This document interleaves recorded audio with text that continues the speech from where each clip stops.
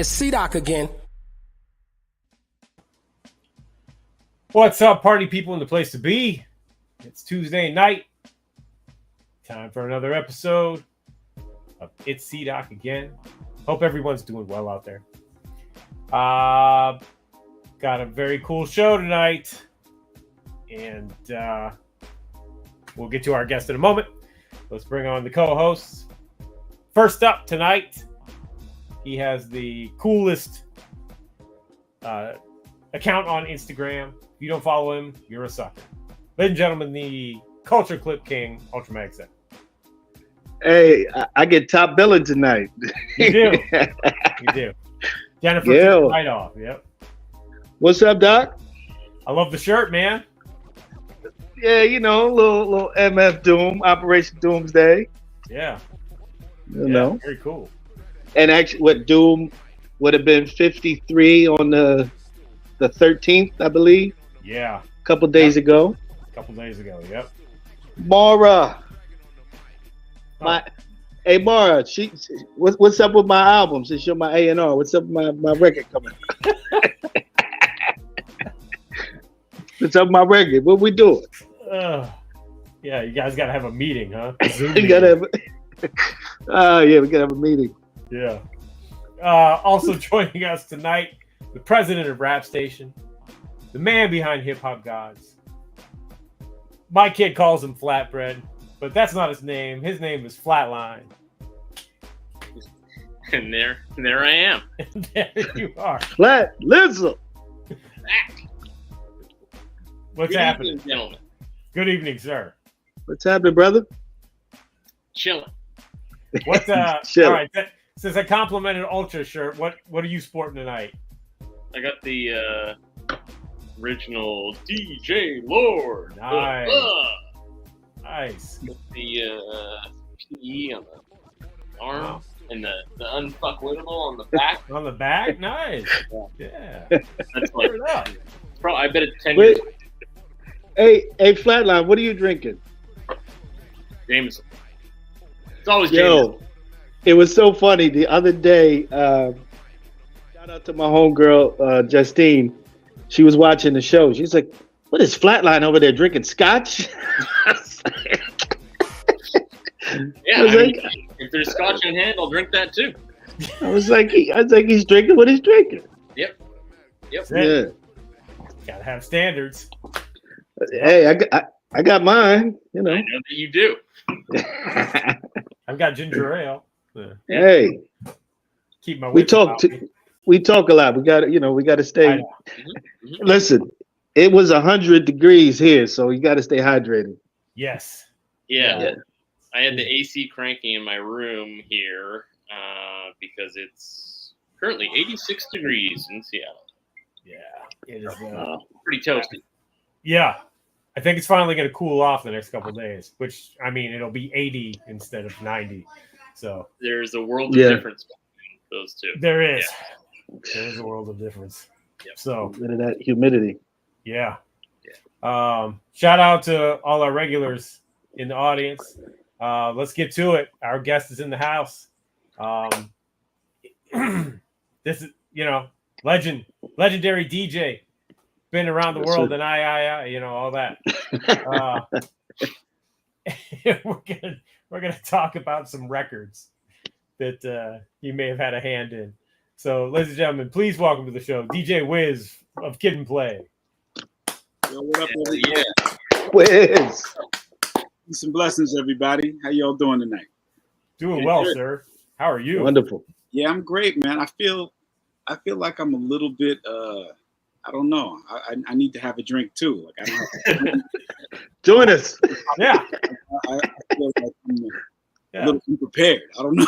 No, it's all good. It's all good. You want to show off your T-shirt? You can. Now, this is Shit with Destiny. This is one of my homeboys' T-shirts that I rock his merch because they just fly. Everybody, thinks that I'm doing some Star Trek stuff or something. I'm like, nah, this is the Shield of Destiny. That's a great design. Yeah, that's dope. I love it. Yeah. Shout out to my boy Skeeter. Skeet, I'm representing, son.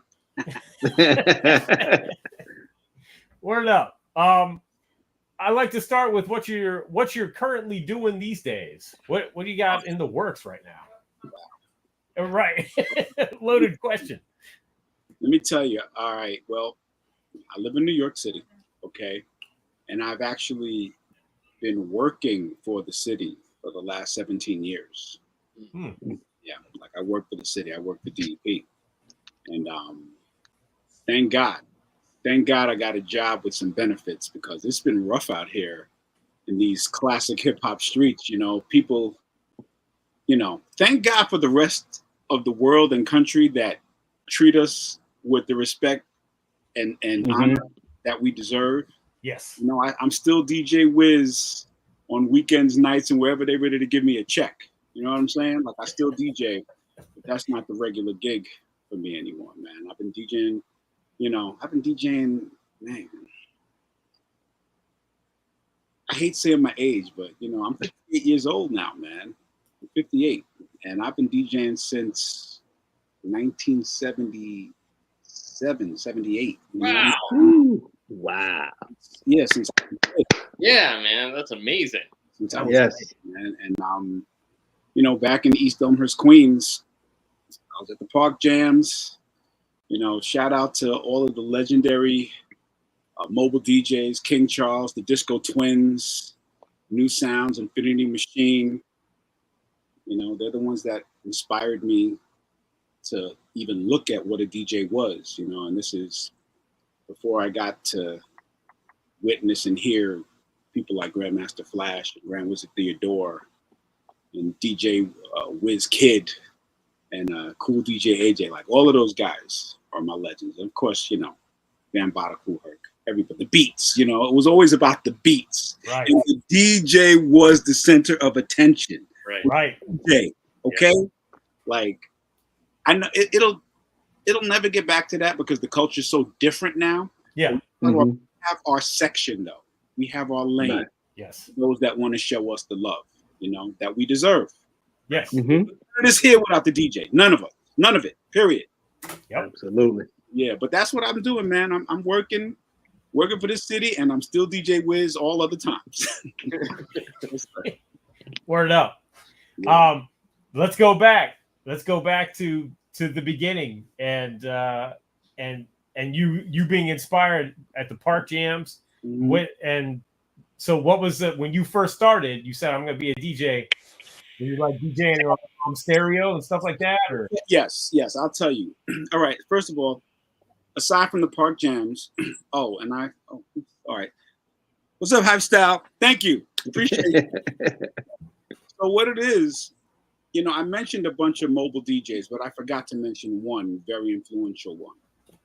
DJ Dance Master, Donnie Lawrence, who is the older brother of my best friend and like my brother, Ron Lawrence. Y'all know who Ron Lawrence is? Yeah. Amin Ra. Shout out to Amin Ra Lawrence. All right. Wow.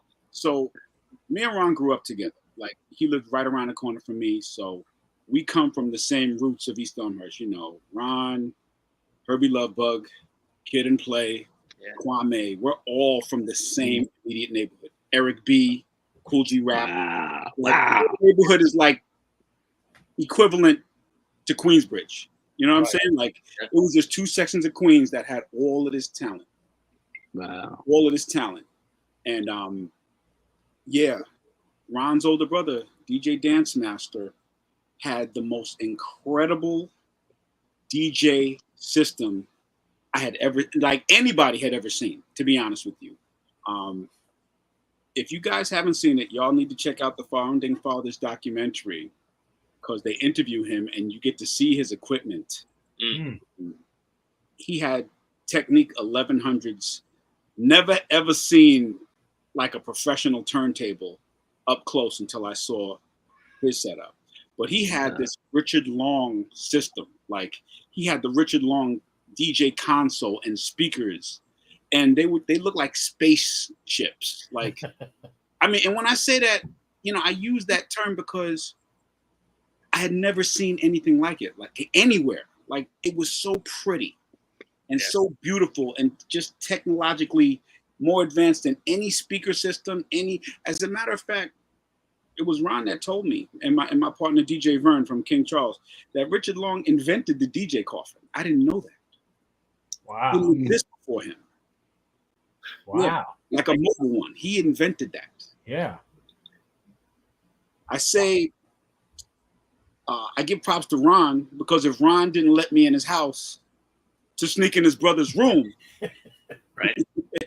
and see the stacks of vinyl from the floor all the way up to the ceiling, like all around the room, and this Richard Long equipment, man, that was something to behold, for real. For a young kid, like we weren't even 10 years old when we seen this stuff. You know what I'm saying?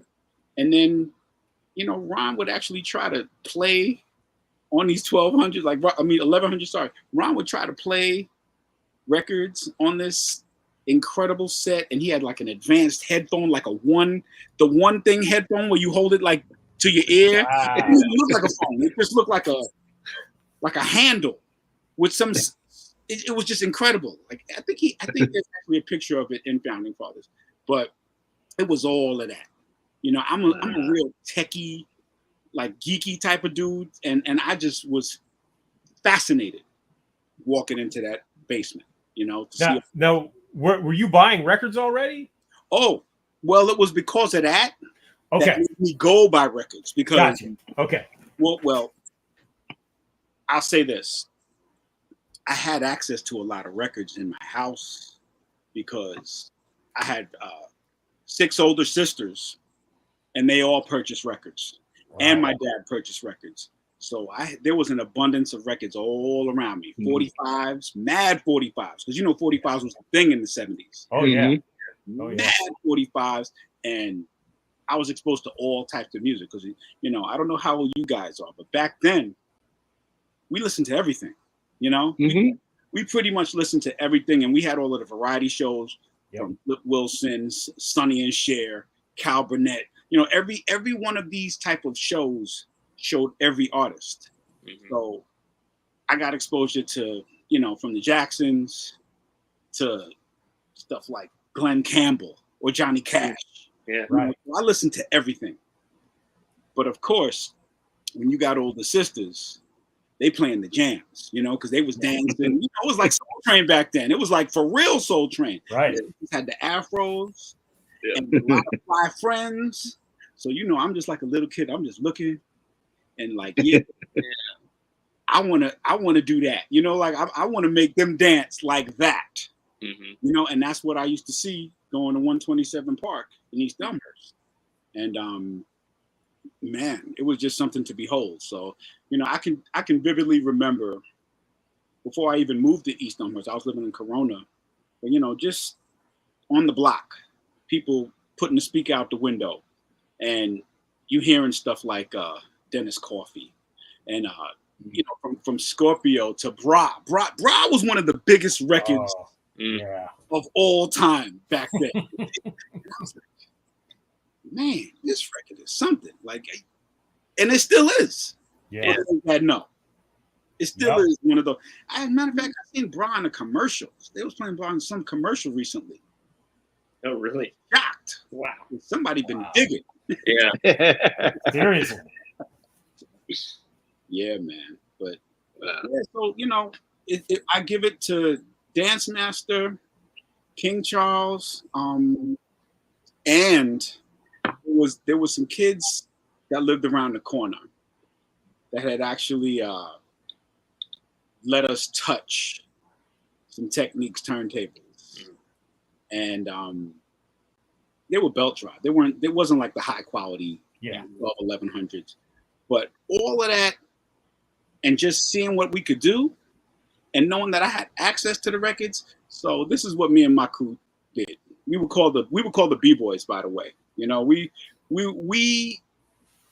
wanted to be so official, like Uptown Bronx. I couldn't break dance for nothing. Forget it. I never. I tried one time, bust my ass. That was it. Right. Never again. I had to find my lane. I couldn't rap. It wasn't a wordsmith or none of that. So the DJ thing and the music, that was my lane. That was definitely my lane. So because I just had a knack for good music, staying on time, staying on beat. Yeah. And, basically just wanted to be like the DJs that I see and keep that beat going. So what me and my crew did, we basically hijacked our parents' cheap Radio Shack Corvettes equipment. If y'all know Corvettes. Corvettes was like a department store that sold everything. I think we had a stereo receiver from Corvettes that I used. Every one of us had our own, but we specifically stole. If we had a house turntable, we gladly borrowed it from our parents. And took it to whoever's house, whoever could have company that day. We took it to their house, and we didn't have a mixer, but we had the receiver. So we just jacked in one turntable on the left speaker or the left input and the other one on the right. And we used that balance knob as our fader. Like the balance knob that was actually a lever. Yes. And no headphones. We just, we eyeballed it. We knew that if this goes 3 times, then go to that one. We had that figured out. We had that figured out, man. And that's how I learned how to DJ. Until I could afford a mixer. My first mixer was a Gemini 850. That was my first mixer. Yeah, that's great on the job training. I say, yeah, man. But yeah, I mean that in that sequence, that was pretty much a summary, a caption of the evolution. From DJ Dance Master, my boy Ron Lawrence showing us the basement. Some kids from the neighborhood had some techniques. They let us touch it, and then from seeing my other partner DJ Vern from King Charles rocking the park. I'm like, we gonna do this. And that's how the B-Boys came, my little crew, the B-Boys. It was Ron was in the B-Boys, Ron Lawrence, my other good friend, Shakim, Divine, Rasan, Lord Jamal. Well, before the current Lord Jamal, but back then, from the hood. Right. Yeah, and that was really it. We were bad. We cut school. We were on the beat, it was cool to cut school, go home to the basement, get our little breaks, and just DJ all day. You know what I'm saying? And that's what it was. Yeah, man. Early on. I'm just, I'm having flashbacks in my mind as I'm talking about it. Sure. It was an amazing time, man. We had no clue what was going to be coming up in the future. We just, of course, everybody did stuff for the love and the passion. This is fun. It was fun. You were cool if you knew how to do it.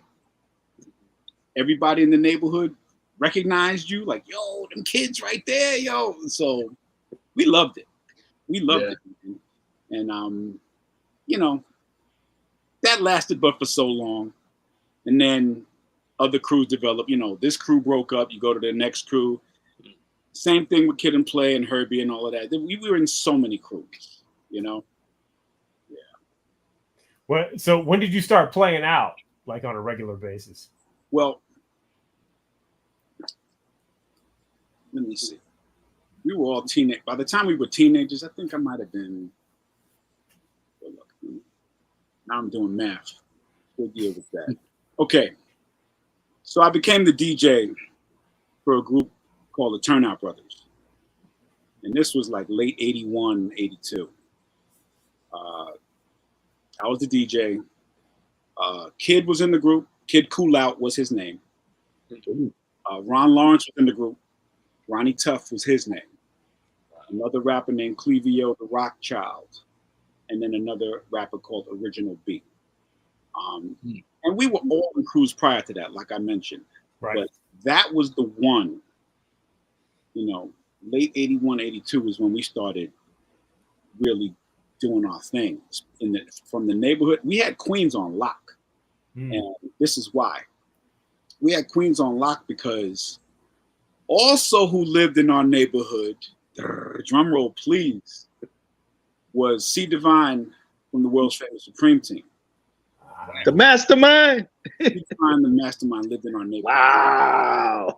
Yeah, I'm telling you, man, Queen. People really don't know Queen. Like, if people really knew, if people really understood, and this is gonna get told. Like the East Elmhurst documentary has got to be made because we are right up there with every other part, if not more. Yeah, Queens. Yeah. You talk about influence. This is before Run DMC. This is before all of that. right. Mm-hmm.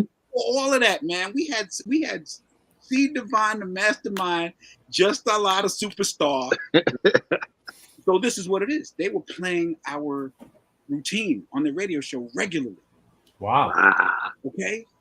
So with that, we got mad juice in Queens and the whole city. Because if y'all remember that show, From Peace, Allah and justice. Dude. Yep. So they used to do jams all over the city. And we were on those jams. I still got the flyers. I got the flyers to prove it. Oh, wow. Dope. That's what I'm saying. Can't nobody ever diss me and tell me I ain't do nothing. Because, man, I got receipts. Yeah. I got big receipts.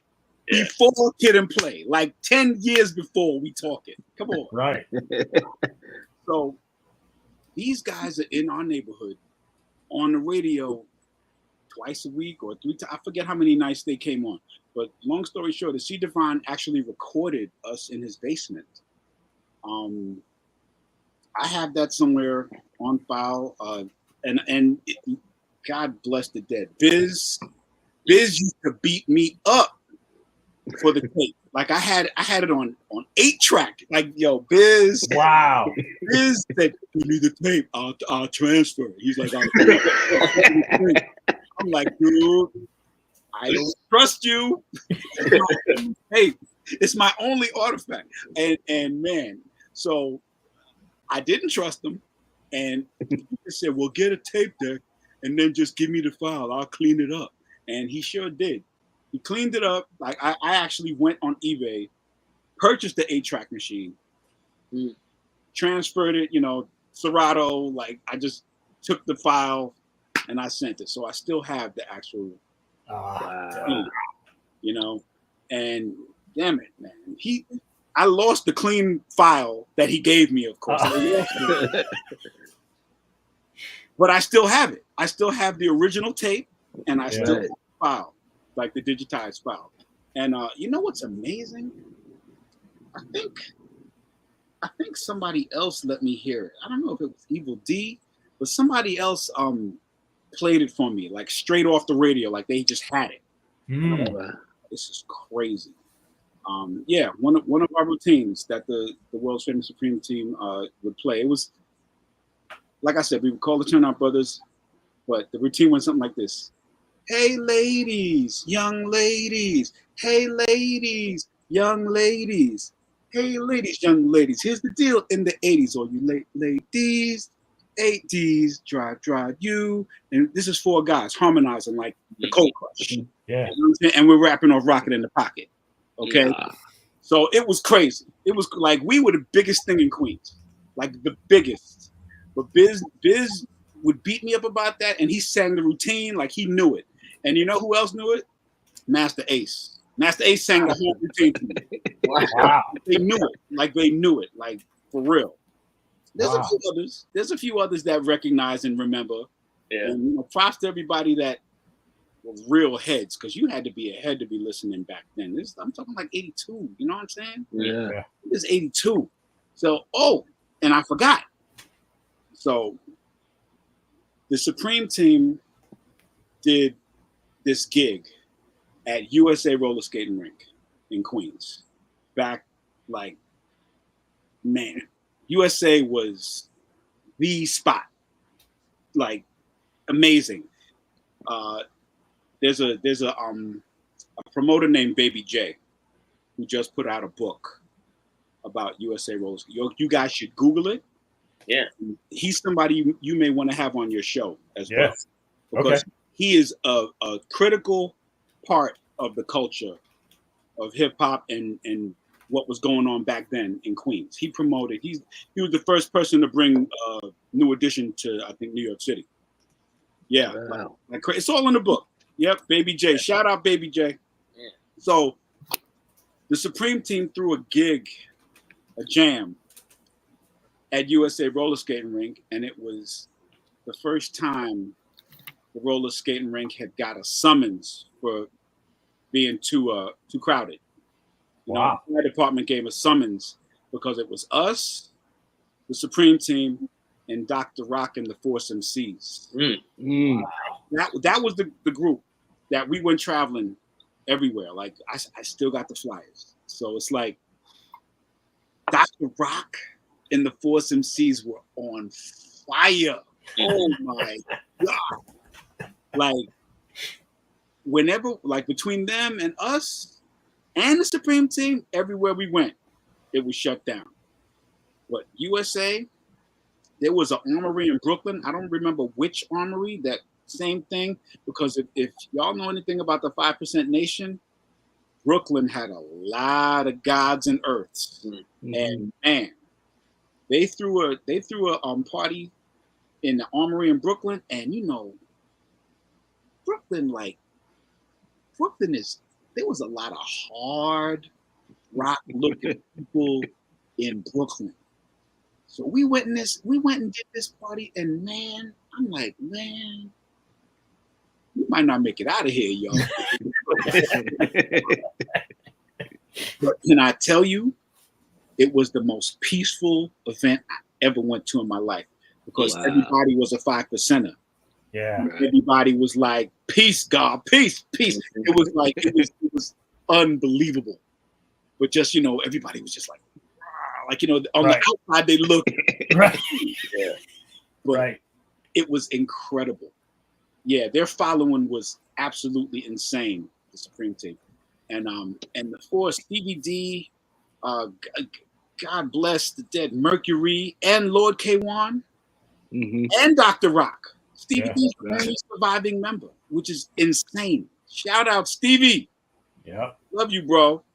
Yeah, man. Like, between them repping Staten Island, and let me tell you, man, the Force, they don't get enough credit.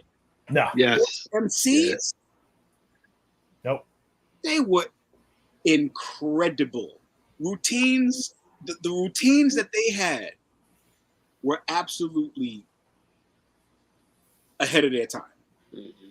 That's the best way I could describe it. Yeah. Like, wasn't Jesse D in there too? Okay, good. I'm glad you brought him up.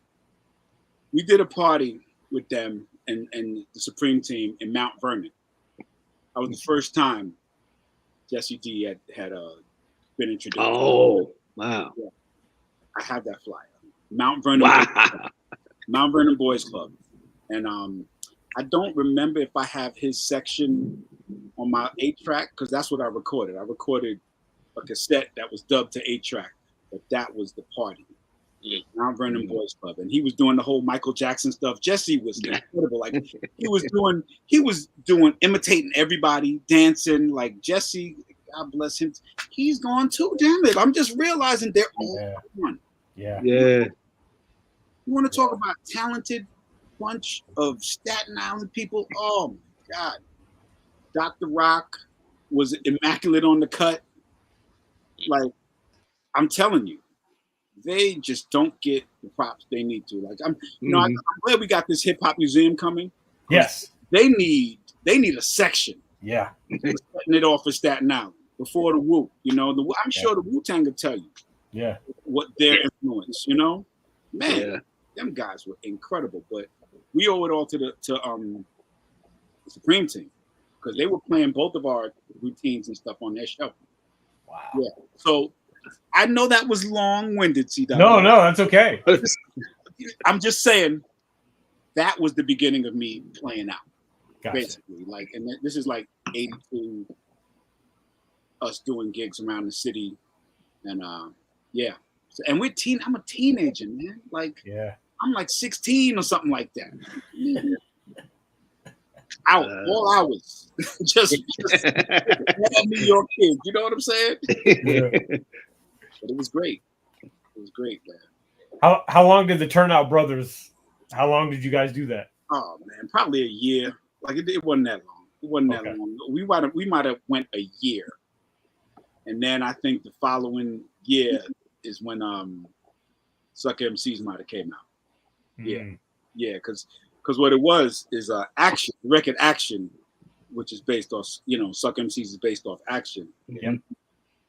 Right after that, I remember this because we did a jam in Queens at this place called the Highlighter Tennis Club, and that was the first time I actually saw Jam Master Jay before I knew he was Jam Master Jay.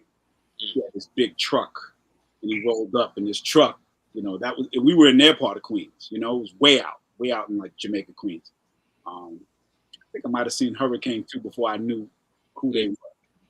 But I remember we did.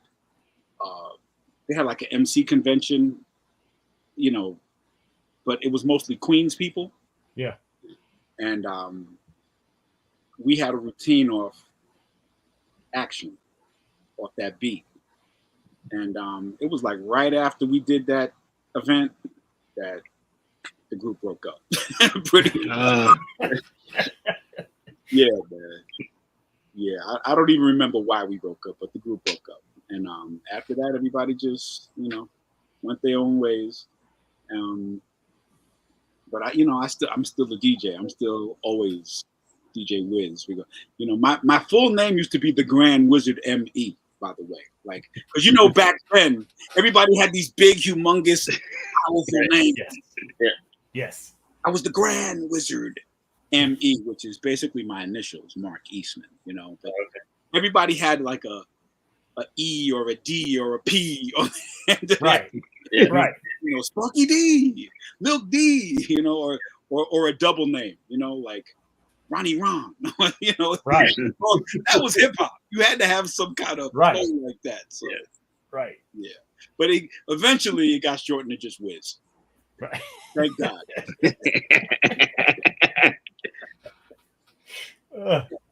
So they break up, and then what are you doing now? Are you just going solo, spinning parties? I was DJ Whiz, just DJing. I didn't have a crew. I didn't have nothing. Okay. It was years. I was basically just still being a DJ solo and doing stuff in the neighborhood. I still have my boys that I hung out with. We were all still in the music, like just listening, halfway wanting to be MC. I was always a DJ though. I was always in the record stores. I was always still doing what I do. I just didn't have a crew. And it wasn't, I didn't get down with Kid and Play until they had already made their first single as Kid and Play. Now, those guys, they had so many incarnations as a group without me. And after the Turnout Brothers, because Kid was in the group, they were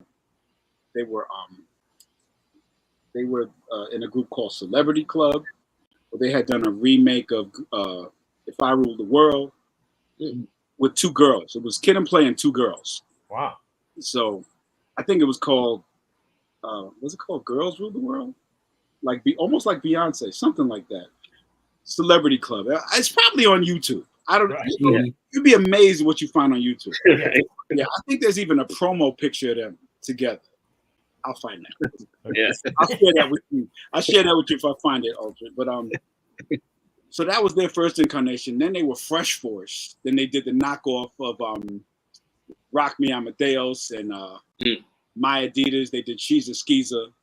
And then they had a record called All Hail the Drums. And that was all Fresh Force. That was like 86, 85, 86 or something like that. And then 87 they made Last Night. Yeah, man. Yeah.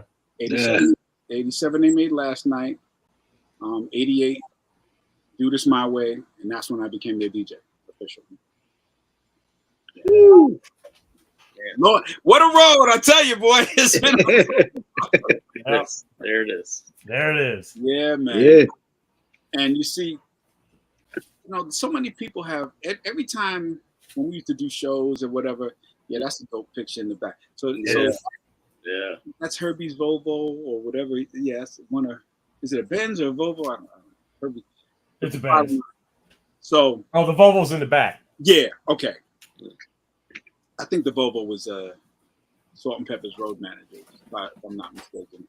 But yeah, back then we got so much props for that album cover, like not just really for the kick step, but even just for the Nikes we were wearing. Everything was fucking fly back then. Man, them Nikes, what? I wish I could find them Nikes. Like I had some, God knows where they are now. They were blazing. So the other thing is, I have a shirt just like them. Theirs says too hype. My shirt says damn. It was too damn hype. Oh wow! I still have my shirt. Wow. That's true. That's trust. Yeah. There's actually some pictures floating around. I don't know if it was Al Pereira or Michael Benavides, these photographers that always used to take pictures of us back then. Yeah. There's a picture in some of the Right On mags of all three of us. Yeah, floating around somewhere. Oh.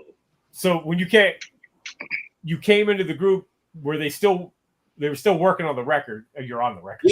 Yeah, absolutely. So you guys know back then, nobody just got an album deal. Right. Like that. It was single, another single. Mm-hmm. How they all do. Yep. And the momentum just kept going up.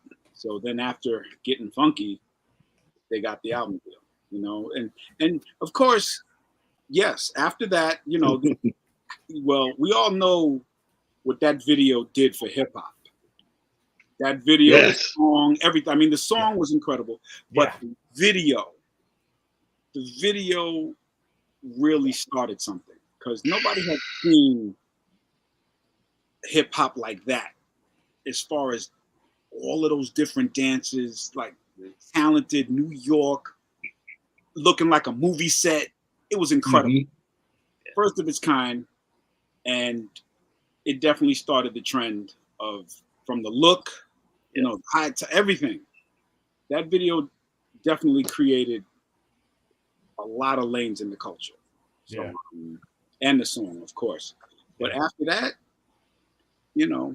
Herbie got the okay to do the album. So, and this is after Salt and Pepper's already platinum and everything. Right. Every record label president wanted something from Herbie Love Bug.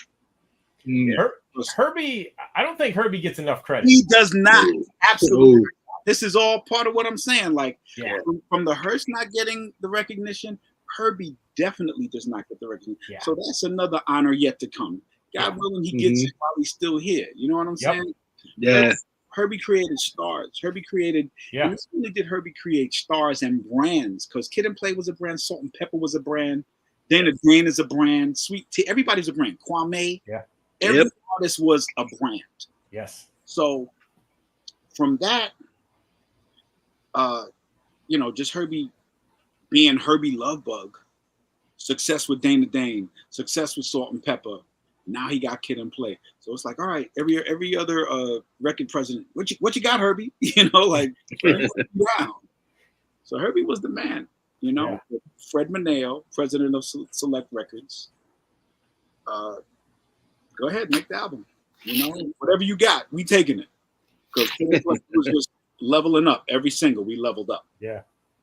From last night, Do This My Way, Getting Funky, then the next one after that, Rolling with Kid and Play. And that was and that one set a whole nother tone. Oh, yeah. Because, we are the fun guys. We're the fun, funky hip hop. Mm-hmm. Yep. You know what I'm saying? So this is what Roland showed the world, and the go-go. Herbie, and that's another, like you say, Herbie doesn't get the props. Nobody was doing go-go and hip-hop. Yeah. Mm-hmm.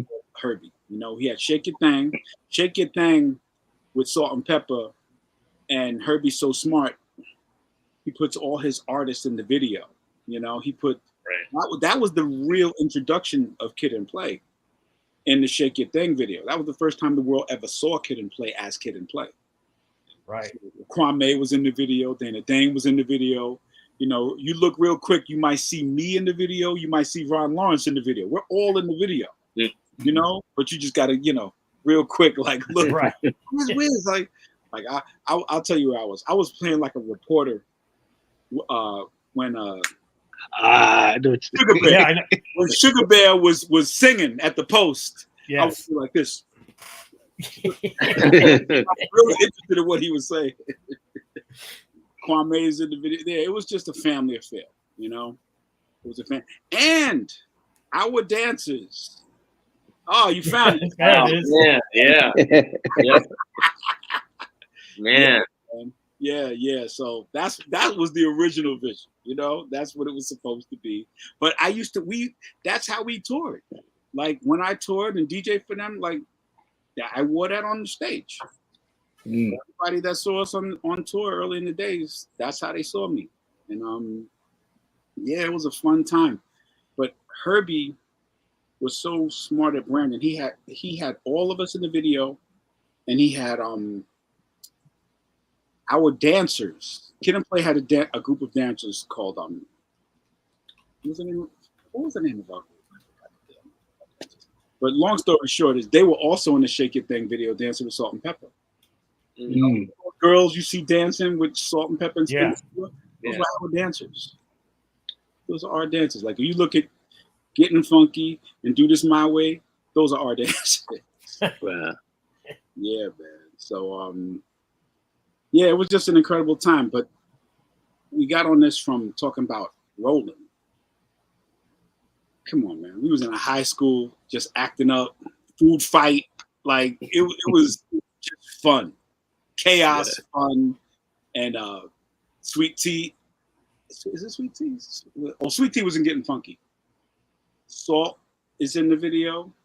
She had a cameo in Rolling with Kid and Play. Yeah, there's. Oh, you know who else is in Rolling with Kid and Play? First time on TV, Ed Lover. Oh, really? Really? Wow. Go back and watch that video. Yeah. When we're in the school cafeteria, he's one of the servers. He's one of the servers. And he actually like gives the food, and then he holds the spoon up like he's going to hit You're right. or somebody. I love it. Like he's always giving us props too. Shout out to my man Ed. Queens all day. This is how we do. Yeah. You know what I'm saying? Yep. Shout out to Ed Lover, man. Yeah, but that's one thing I will say about Kid and Play too. They've always, you know, wanna pay it forward. Like they've always been on that. Like we're gonna bring these people with us. Put people on. You know, that's how the business used to be. Yeah. Back in the days. Yeah, man. But it was all of those videos had their own special thing that helped build the Kid and Play brand. You know, we were all about that fun, but we were always funky hip hop, you know? Yeah. You know, even up to Too Hype. The Too Hype video, you know, it was a more happier sound, still funky, but that video was crazy. That video was crazy. It was based. A Little Baby was the star of the video. Yeah. Chasing the baby around. Yeah. Yeah. It was fun though, you know? We were like having fun. And that was shot at Herbie's house in Westbury, when he lived in Westbury. Yeah. It's a good day. As a matter of fact, peace and props to the late great Ted Demme, because he directed the video. Oh, okay. Yeah, Fab Five was there. It was a great day. Great shoot. Nice. Did you? I've been running my mouth a lot. Can y'all ask me? No. Go, please. Come on. We love it. Yeah, that's why we're here. We want to hear the stories. Did you learn a lot, like on production standpoint, from working on that record? Okay, so I didn't produce a lot. I mainly only produced my individual song, Damn That DJ, The Wizard. Okay. That was like my first touch of ever producing. Everything else is Herbie, and also big props to basically the second DJ Quicksilver. Quicksilver was an integral part of Herbie's production team. Okay, Quicksilver helped Herbie produce Last Night, and he helped Herbie produce Getting Funky. All of those cuts are not me. That's Quicksilver. Gotcha. That's all Quicksilver. Quicksilver, I give Quicksilver so much props because he was like a mad scientist. Like he would find the most obscure things to cut. And when I say he's a mad scientist, it's because you know, think of one of them old school cartoons like Bugs Bunny with the witch and just throwing all this stuff in a pot. Like this is how Quick did with beats. Like he would throw so much stuff from cuts and beats and loops and weirdo sounds. And it should be funky now, but it was way too much. So this is where Herbie came and made sense of everything. He would say, okay, I'll keep this, and mute that, mute that. And he was like the lead orchestrator of the production. And he was the best at it. He was the best. Like he had the formula down pat on how a record should be made. You know, from the verses, the bridge, the chorus, everything. You know, stuff we don't hear no more. We don't hear changes, bridges, and everything's so. You know. But Herbie had his team. Quicksilver is probably one of the founding members of Herbie's production crew called the Invincibles.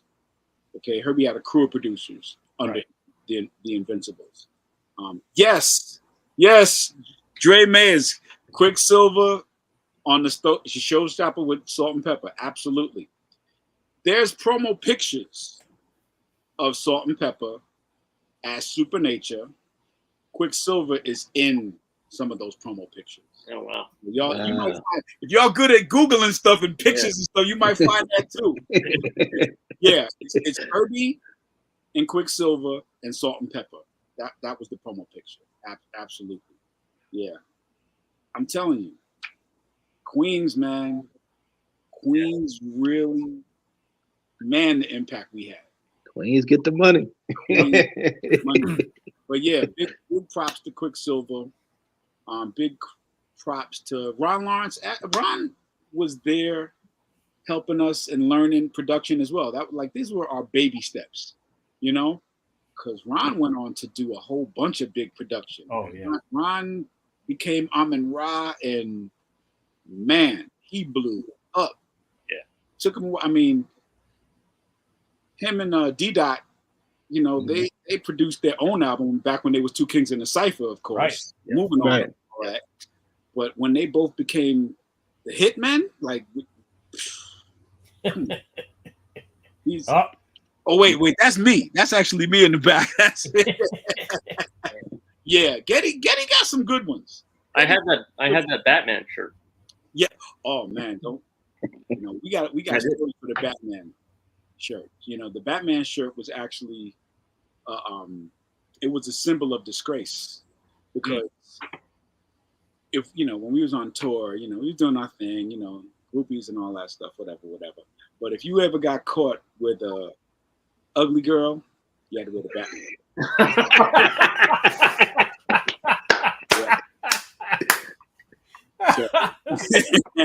Oh wow!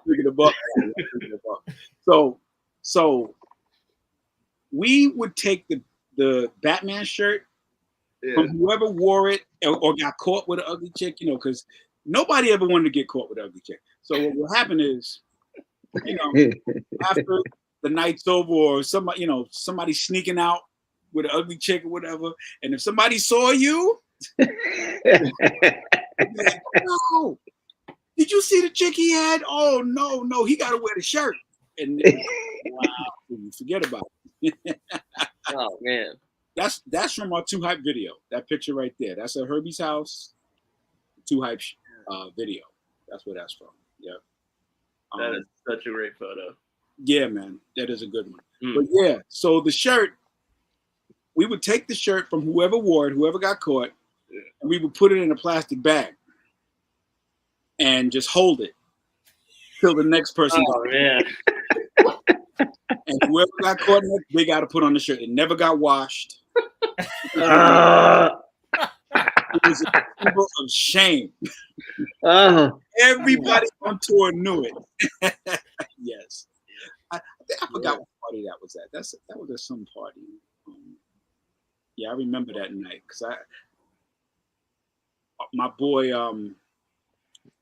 legendary photographer Ernie kind of showed. He had a picture of me and Jam Master Jay from that night that I love. Oh wow! He didn't have his regular Run DMC hat. He had on like a Muslim kufi hat, and he looked very intelligent. He had glasses on. Didn't even look like himself, but it was a dope shot. Same night. But yeah, the shirt, no bueno. No bueno. No. Everybody knew. Everybody, yeah. You see, look, I got the damn shirt on in the back. You can see it. Yeah. Yep. That's it, man. But we used to kill it, man. Crowd used to go crazy. And a lot of those shows, we were either like first or second up. We toured with Salt and Pepper, of course, because they were like headliners at the point. They actually headlined a tour with Keith Sweat back in the days. It was Salt and Pepper, Keith Sweat. We also, who else did we I don't remember if I actually was wearing that when we were on the PE tour. I think I might have worn on the PE tour too. We toured with PE for a couple years. I got to see you guys in July of 1990. Okay, PE? At the Civic Arena in Pittsburgh.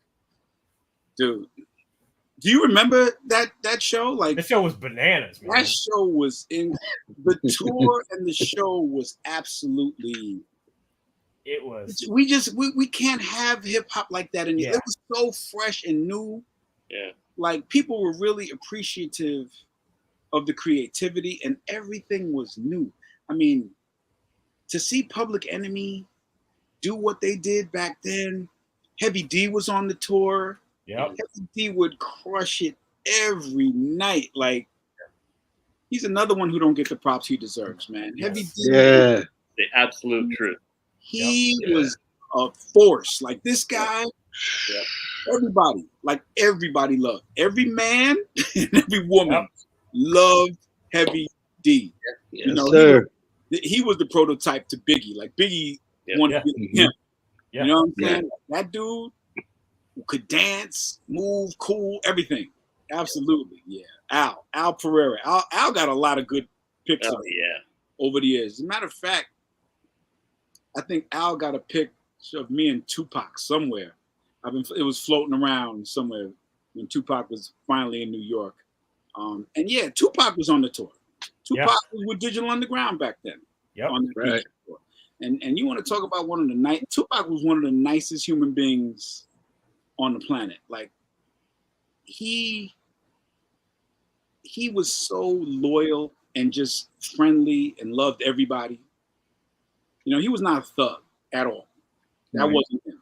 Yeah. He was just loyal and very talented. Always ready to pick up the mic. Always ready to just express himself, man. Yeah, man. Love that dude. Him and Money B used to hang out with me after the shows because I used to travel with my Nintendo. I had a Nintendo with me, and it was after the show. It was always Nintendo and pizza in my room. So they used to hang out. Yep, there you go. Oh, wow. I forgot what club that was, but yeah, man. That was my guy, man. Oh man, what a time, man! Like, what a time. Yeah.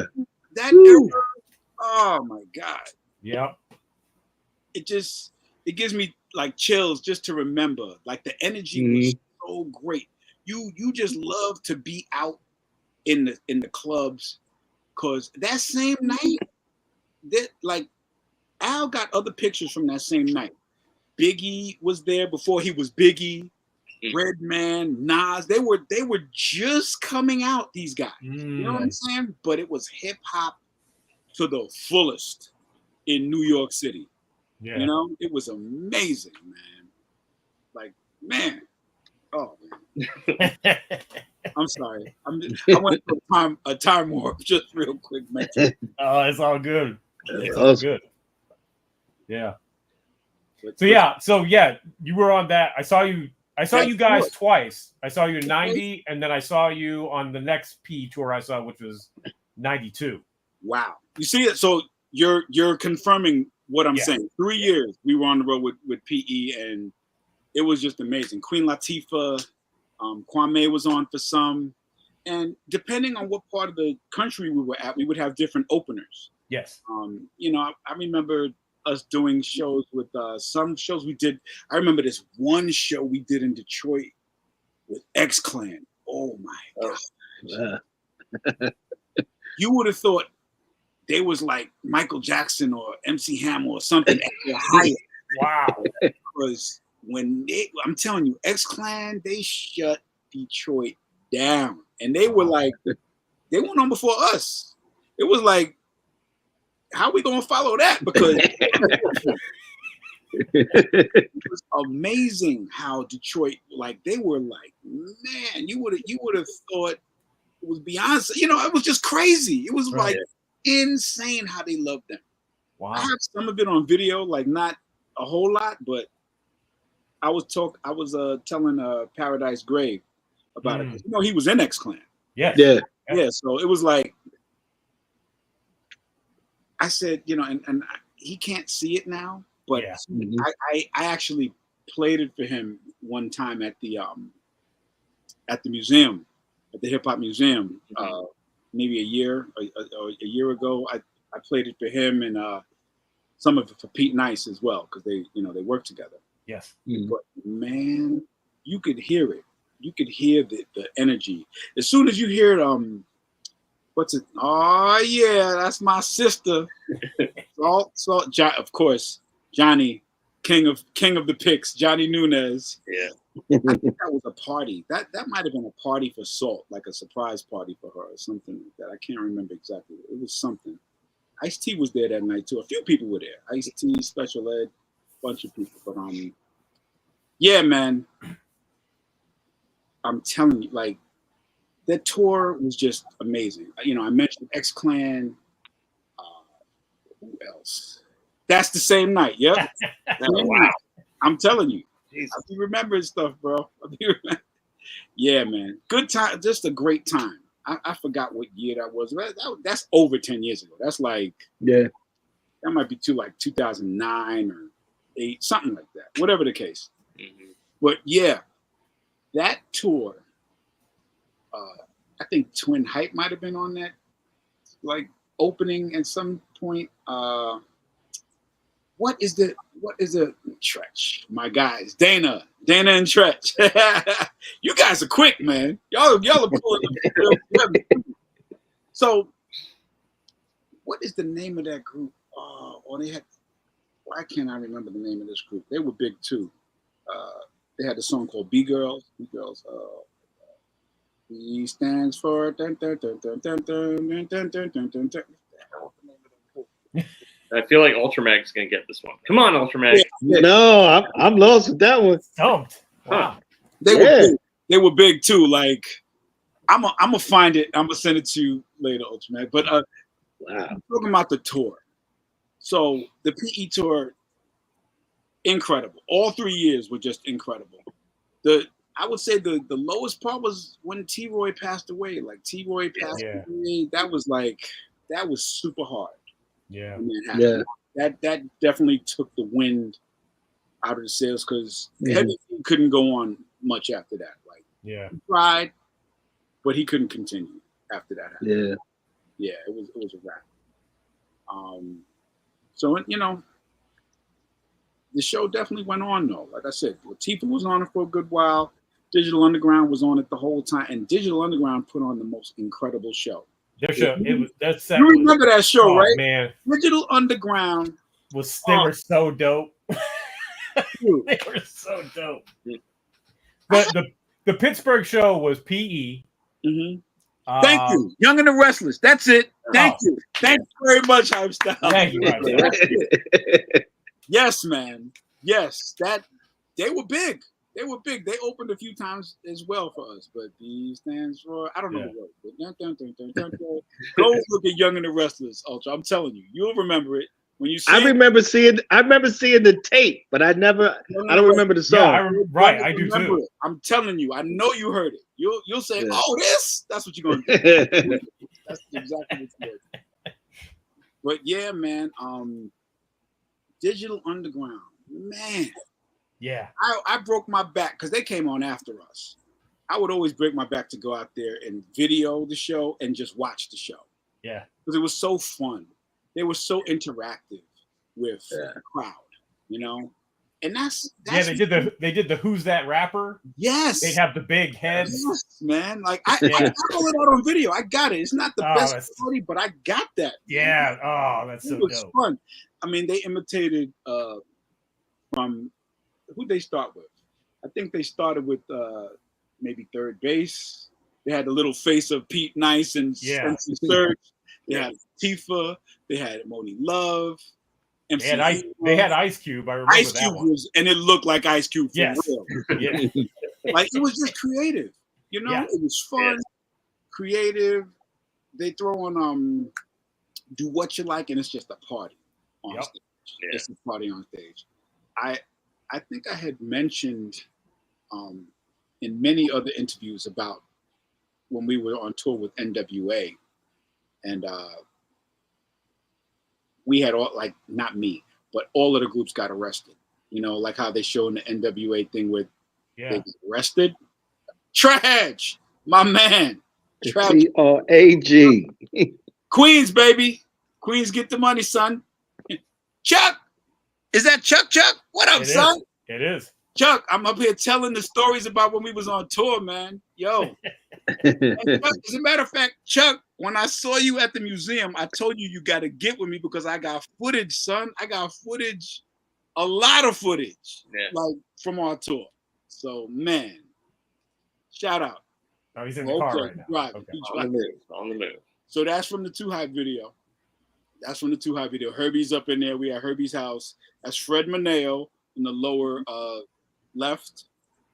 And you know who that is? Overplay. That's Ernest Dickerson. Yes, man. Young Ernest Dickerson. Oh, yeah, it is. Wow. Yeah. Young. So he was the DP on that? He was learning. Wow. And in the middle on the phone, director also Paris Barker. You know, wait, you know, so now I'm confused. It was Paris the director and Ted was the DP? I don't know, but they were both there working. Ted Denton and Paris Barkley. Yeah. But that's Herbie's house on Long Island. Wow. Yeah, man. Good times. Good time. And Al got that shot. Al got a lot of good shots, man. You got me and Tupac. I need to get that one like in a frame. Me and Pac. Yes. Yep. But yeah, I got footage of Pac hanging in the room, him and Money B. We were just eating pizza, you know, just hanging. That kind of stuff. You know what I'm saying? And I just miss those times where we didn't have electronics and social media. You know, people actually had to hang and talk and get to know each other. Yep. You know, fun times, man. But yeah, look, you saw the PE show. I'm telling you, nobody did shows like that. Nobody does shows like that. Nobody does entertainment. Digital Underground, it's entertainment. You know, NWA show was like that too. They were entertaining. You know, they actually had skits and segments and props. You know, nobody does that. Nobody does that stuff anymore, man. And if you do, you're gonna shine, you know, because you're different. Yeah. You know, you put some thought into it. It's terrible, man. What happened to the culture? Yeah. So also during that time, you guys are still making records. Yeah, so Too Hype came out in 88. Funhouse came out in 90, right around the same time as a House Party. Right. Yeah.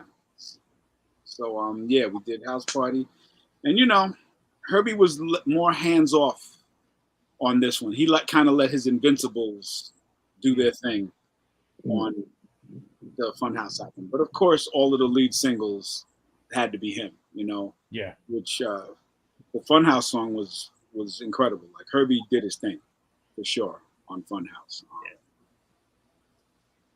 And, I say things slowly started changing because Kid and Play were getting more and more popular, and there was just less time to do everything. Music wasn't the first and only thing they were doing, like on Too Hype. Right. At this point, there's movies now. Like we're making movies, full-fledged movies. Mm-hmm. Nobody knew House Party was going to do what it did.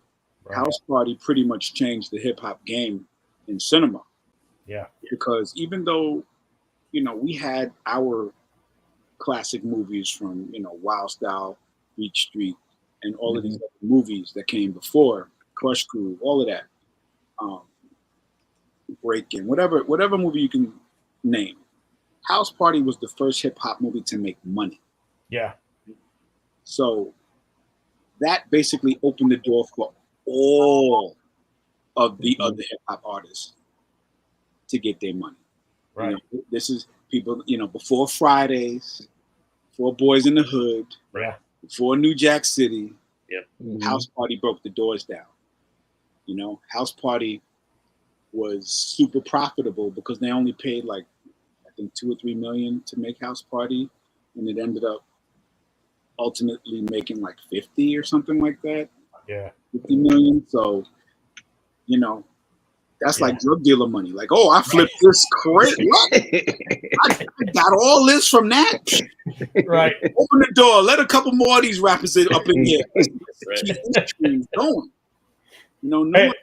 Hey, Wiz, he's in the car, but ladies and gentlemen, our friend Chuck D. My brother. What's up, Chuck? Legend. My hero. Ma, come on, My man. hero. You better stop. Come on, man. Oh. Hey, Wiz. Yes, Wiz, now you got to tell everybody, and what's up, everybody? What's up, Ultra? What's up, Flatline? What's up, Doc? Wiz, tell everybody what I always used to tell you, what I was pissed off about. Oh my God. Which one? Hold on. I wasn't pissed off. Yo, man, y'all got me all the time, man. I was just getting a counselor. I'll tell you what, man, because they left you out that movie, man. How they gonna let this other dude, man, be DJ? Yeah. Listen, man. Listen. If I hear that again, how many people the great Martin Lawrence. Listen, that was the only reason I couldn't. That was the great Martin Lawrence. I know, right? The great Martin Lawrence. I can't be mad at Martin because I would have not been as funny as Martin. Absolutely not. That's the only consolation. I love Martin and the others. But what's crazy, you had the bigger name then. That's true. That's true. You had the bigger name then. Martin was like Martin was an extra, Thank you for that, Chuck. Thank you for pointing that out. You're absolutely right. You know what's crazy too? Because I did have the bigger name. Like around that same time, I was on TV 6 nights a week doing the Party Machine right after Arsenio Hall. Oh, right. Wow, that's right. That's right. I was like this, you know what I'm saying? Nigga, people. Wow, I totally forgot about that. Wow. You were saying that, Chuck. I totally did not look at it from your perspective. Damn it. They should have put me in that book. Yeah, man. That's good, man. Hey, Chuck, man, I love you, man. You gotta, really, you gotta see this footage I got from us on tour. It's incredible, bro. Behind the scenes, on stage. I've been telling, especially when you tell young people, listen, I know you look at Tupac like he's Jesus, but he started somewhere carrying bags. Oh my God. I was just explaining. Yeah, Chuck, do you please, Chuck, please tell what Tupac did when he found that dude who stole your jacket. Yo, I'm so glad he did. I'm so glad that he didn't go first. I stopped him. I stopped him to about 80% from actually catching a case in Oklahoma City. Listen. This is where I tell you the whole loyalty of Tupac. This night he showed it because he saw this dude with Chuck's jacket. Like you would have thought somebody had hit his mama. Like this dude ran to that dude. Oh my God! He's like, yo, he caught the dude, and like Chuck said, he was about to catch the case. But that's how loyal he was. His loyalty was incredible, man. Incredible, man. He was showing his stripes that night. Oh, a little bit too much, though. Meanwhile, hey, listen, what y'all fail to understand, meanwhile, who was walking along the back, who was just getting his chops, a Vanilla Ice that opened up the show. No, Vanilla Ice opened up that show the year before at Oklahoma City when I tried to sign him. And that year, I think he was blowing up, you know. So I know I'm probably going in and out because it's driving, but yeah. Now we hear you good. But yeah, man, look, we got some incredible memories, man. Thank you for sharing that, though, Chuck, man. Like, man, I never looked at it like how Chuck said it. I used to point a hard finger in Wiz's chest, like, "Yo, man, they left you out." Like I had a choice. Like, what was I going to do? Storm them? Put me in the movie. Yeah, man. But you know what? Like I said, I have my time though, man. I was on TV every freaking night for like 2 years straight. Yeah. You know, this is before Def Jam comedy and all of that. I was the only DJ on TV every freaking night. Wow. Yeah, you guys really planned it down in the LA area hard, you know. Yeah. So I think it was in LA where you did it, right? Yes. It was right next door to Arsenio's studio. Right next door. It was Arsenio's show. He produced it. So it was a great set. And Arsenio used to have me on his show all of the time because of that. You know, I used to DJ with the band. Yeah. Yeah, man. I loved Arsenio. Yeah, Chuck. Oh man, this is a treat, bro. You're my hero, brother. You are my hero. Oh, you're my hero, man. Listen, man. When we played together and I think Play got arrested and Kid, y'all got arrested. It was in Augusta, Georgia. I'm telling you, I was just sharing that. Like everybody got arrested that night. Everybody. I was the only one that didn't get arrested. You know, I didn't get arrested, man. I wasn't playing around with you. I ain't fuck that, man. I think I was on stage. Well, you know what? I was on stage already. So y'all already got arrested and was being dragged to the pokey. And this is documented by some people who might have had a camera. I proceeded to stop the music and curse out Georgia and the Dixie flag that was hanging in the arena. Yes. I cursed it out for like 15 minutes in a row. I stopped all music and gave a speech. I was cursing the Klan. I was out of my mind. I don't know what the hell. Like, man, I'm full of piss and vinegar, man, or something, man. Because I said, y'all gonna take my whole tour and then lock them up on some BS in a state that has slaves. Y'all got some effing nerve, and you know, I was going off, man. I said, stop the music. We ain't playing no more music. We gonna tear this, you know. And later on that arena became James Brown Arena. Ain't that something? Later, right? Of course. Because you set the tone, damn it. That's right. No, man, it has to be nothing about no I call it toxics right now because I don't even know what the hell happened the other day. So I'm gonna just leave it alone and don't pin nothing on me, Wiz. Let's keep talking about the music. but you know what's crazy? Because Digital had got arrested too. Arrested. And you know what it was? You see, Doc, if you remember, do you remember the part of Digital Underground show where they had to blow up dolls? Yeah, for freaks of the industry.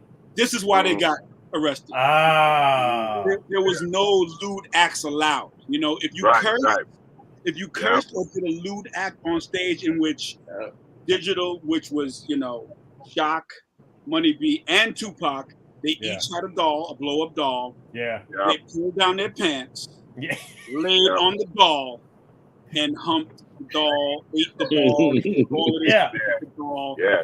And as soon as they were done, cops was on their ass. Oh, wow. With a quickness. Quick. Because they told everybody, gave everybody a warning. And you can't tell Digital Underground that, man, because they were like, you tell them the war, they're going to do the opposite. Yep. And y'all got caught in that wave. You know, it was like, y'all got, y'all went to the edge, but then bounced back. But by when Digital did that, and we was all a solidarity too. We was all for one for all. So it was like y'all was like, well, hell, y'all gonna take our people. Then we gonna just like keep pushing it too. Right. And I was pushing at the end. I cursed out everybody. They just didn't take me. It was like I was trying to push it out to the point. I was trying to bring out the Klan and everybody, but I they were like, all right, we got who we got anyway. Go ahead, just keep talking. So Kid and Play got arrested too because they did a lewd act on the stage. There's a part in the show where we play slow jams. Yeah. And what happened? Play pulled his pants down. Yeah. And kind of went like this with his showing his crotch. Right. And then Kid did the same thing, like humping the stage, and that was it. I remember. Didn't Kid like get down on the stage and like his legs would go up in the air and shake? It wasn't even a doll or nothing. He just humped the stage. Yeah, right, exactly. We just thought it was funny, man. That shit was funny. You know? Wow. Yeah. Chuck gave him a piece of his mind. You know what I'm saying? Listen, all that, you can blame LL for all of that. Because once LL pushed the needle in the sexuality on the rap stage, everybody was trying it, man. Yeah, after that. Everybody want to be sexy. Come on, man. Come on, man. Everybody want a piece of that juice LL had, man. LL had everybody, you know? I'm trying to tell you. Absolutely. I'm going to join you on it. Oh, okay. I think he's coming back. Yeah. Man. Nah, but listen, the stories we could tell, I'm telling you, man, like, just an amazing time. An amazing time in history. So I'm glad he got to come on and share some of that with me. You know, I kind of forgot that he used to do that to me every time, man. Like how come you? What I'm gonna do, Chuck? You know, I'm gonna demand you put me in the movie. Like it's already shot. What do you want me to do? Right. Go edit you in. I never looked at it from that perspective, though. Yeah. I never looked like he's right. I was, we were doing our thing. Everybody was playing DJ Whiz back then. So, yep. But look at Martin now. So, hey. Yeah. Exactly. All the blessings. So you guys did, in 91, you did the Face the Nation record. Yes. And I had I remember that tour too because the before you guys came on, it was only a screen came down in the arena, and they played the Slippin' video. I was like, oh wow, what city was that? What city? Oh, that one was January '92 outside of Cleveland, the Richfield Coliseum. Yeah. Okay. Yeah, I mean, look, by this time, Kid and Play were really saturating the market with just being Kid and Play, and we are on the precipice of all of the bling era coming. Mm-hmm. So people were kind of tired of our happy rap and all that other stuff. Everybody wanted to be blingy, and the music was changing by then. Yeah. But I will say that Ain't Gonna Hurt Nobody did well. Yeah. On that album. That was the lead single, and probably did we even have another? Well, we had Slippin' after Ain't Gonna Hurt Nobody. Ain't Gonna Hurt Nobody was first, then Slippin'. So it was, that was kind of like when we was fading out. That was like the downslope. We had already reached this pinnacle because from Too Hype to Funhouse, they did Class Act after Party. Yep. And matter of fact, Class Act was after House Party 2. Yes. After House Party 2. Yeah. So, and then House Party 3. So, I mean, it was the movies. Like, these guys, they were Hollywood. What can I say? Superstars. Hollywood, you know? We were in Hollywood. We were living in LA. But, I mean, these guys were movie stars, officially, you know? Yeah. So, when you're in that section or that part of your career where you're kind of like removed from what's going on, your craft will suffer, you know? Mm-hmm. So we were doing our best, but we weren't up with what was going on. I mean, this was the onset of Bad Boy and all these other labels. Like, there was just so much more talent coming out, raw, fresh talent, and we were freaking movie stars, you know? Mm-hmm. So, of course, our sound is going to struggle, you know? Not to say it like we had trash, but we weren't what was going on. We weren't what was going on at that point in time. So, but, you know, God bless. Ain't Gonna Hurt Nobody did well. We were still touring. And, you know, we had all of these. As a matter of fact, I remember we had done some shows, especially in the Northeast. We done some shows with a Tribe Called Quest and the Leaders of the New School, like in Naughty by Nature. Like we were all doing shows like in the Northeast, and Naughty by Nature, man, they were killing it. Yeah. Killing it. Yeah. You know, Tretch used to get on and just do a freestyle off Impeach the President. Just, man. Yeah. Talk about fire. Woo. Man, oh man. Just good times. And yeah. So we're Hollywood. We got Face the Nation. Ain't Gonna Hurt Nobody did great. And at this point in time, things are just changing within the group.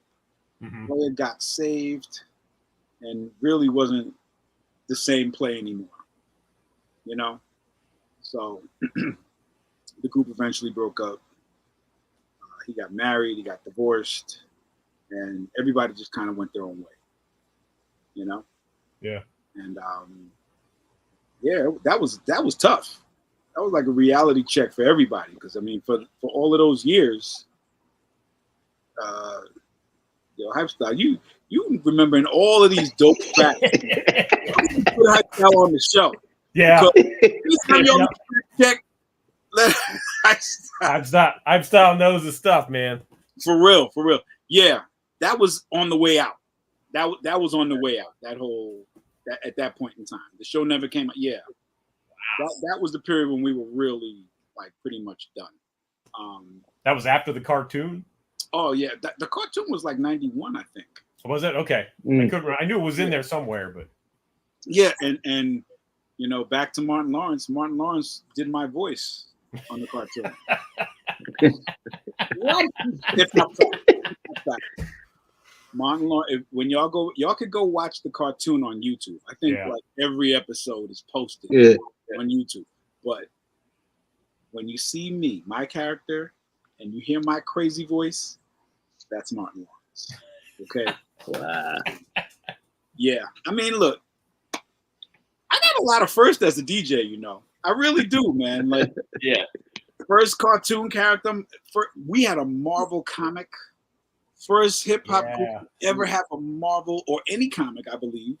Yeah, that's right. I forgot about that too. Yeah, we broke ground, man. We broke ground, dude. Yeah. You know? Wow. A lot of first. You know. Speaking of that, the comics, because I know you're a comic book head. Oh, God. So head, son. that had to be crazy, especially like Marvel. Crazy. It's still crazy for me, right? Like till I die. Look, the comic and the cartoon. Mm-hmm. I'm done right there. I'm just done. That's it. You can't tell me nothing. You can't tell me nothing. Immortalized forever. You know. Yes. We're in the walls of Marvel. We're in Marvel history. Yeah. Marvel comics. And the cartoon was produced by Marvel and Saban, who did the Power Rangers. Mm-hmm. You know, so between those two, We in the Hall of Fame, son. We in that hip hop Hall of Fame. You know, this is without the movies. This is without the movies, without the videos. Yeah. Without me doing Party Machine for 2 years. I got a Marvel comic and a Saturday morning cartoon. Can't tell me that. I don't care. Wow. Whatever you say. I don't care how dope you are on the wheels. Thank you. Oh man. Yes. Wow. That's me up on the right, upper right, holding kids. Well, that's play holding kids' head. But I'm right over Herbie. That's Herbie. And me. That's great. Yeah, Marvel. Absolutely. So yeah, like since I'm a comic head, just me seeing that. Yeah, that's crazy. And you obviously still have your records, as we can see. See, that's great. You know, I live in Brooklyn in an apartment, but I also have a storage unit in LA where I still got another 30 crates that I just can't get to right now. You know, from when I used to live out there, it's been out there. Wow. They've been there, but I'm not gonna give them away. You know, like this is who I am. You know, I got that. I got comics out there too. You know, straight up, dog. Wow. Stuff out there, and my stuff is out there because, you know, this is after Kid and Play and all that. I had moved back out to LA. I was working with Tommy Davidson for his production company. You know, Tommy's like family. You know, y'all. If y'all saw the Funhouse video, Tommy's all up in that. Him and Martin. Yeah. You know, good versus evil, the good angel versus the bad angel. You know. Yeah. So I had moved out to LA in like the end of '99. So I got a whole lot of stuff in storage. Hey, welcome back, Chuck. I'm civilized now. Got out the car. Yeah, man. Excuse the barbecue chips on the teeth. All right, man. It's all right. Yeah, man. I was still rehashing stuff. You know, I was actually giving myself props for the first DJ to have a freaking Marvel comic and a Saturday. That's right. That's right. I'm saying I don't care how dope the DJ is. Can't nobody say they was the first DJ that had a comic book and a Marvel a Saturday morning cartoon. Yep. Yeah, you gotta do everything that you can to write your own legacy, because as you probably been telling everybody knows that hip hop has been under organized with no infrastructure forever. So it's almost like that's been our driving thing. I was hearing you on the show talk about how everybody at least had to come to the game. You had to go with some kind of performance. I missed that area. I missed the category of the Kwame's, the Kid and Plays, just like who's if I could be bigger, you know, that what's his name from the West Coast? Skilo, right? Yeah, I missed those categories, man. Great songs, feel good, you know. And it was one of those days where, you know, you felt like, all right, you knew who was going to come with this over there, and Public Enemy would come up with the grown old old man stuff, and you know, you had that, but those categories, man, was like Heavy D really led that category for so long, because he was just he was a do it all, but never really went outside his box. And I think Heavy D, Kid and Play, Salt and Pepper, you know, the Kwame's, and he had his whole Kwame is Prince, man. I thought he was Prince. Yes. Absolutely. Who's that? DJ Whiz with his voice. Wait. Stop playing. Well, yeah. Chuck. We lost Chuck. We can't hear you, Chuck. He can't hear us. Oh, Chuck, weird. Yeah, audio got weird. The audio is real weird. Yeah. Can't hear you. Can't hear you. Can we hear you, Chuck? Chuck? I don't know. No. No. For me, just go ahead. Oh, there you are. Wait on me. Okay. No, there you Yeah. are. Hello. Now we got you back. Yeah. But if it goes out again, don't wait for me. Oh, okay. Nah, we need you, man. You dropping some jewels. Come on, keep on going, bro. So, but you're No, right. I was old folks slobbering. That's what it was. Hey, what up, brother Ron? Philly in the house. Yeah. So, what you were saying though about Heavy, Kwame, Latifah, Right. Digital Underground, and no, but come on, Chuck, stop. We got to talk like PE show. Nothing ever like it back then, and still to this day. You never seen a PE show, man. But Yeah, like, but listen, this is not a PE show here. This is about DJ Whiz and what you brought to the table. Yes. And what you brought to the table, what your crew brought to the table. Because listen, man, we had to go in. You know, it couldn't just be a PE show. It would have been like Penitentiary 3 up in there, man. It had to.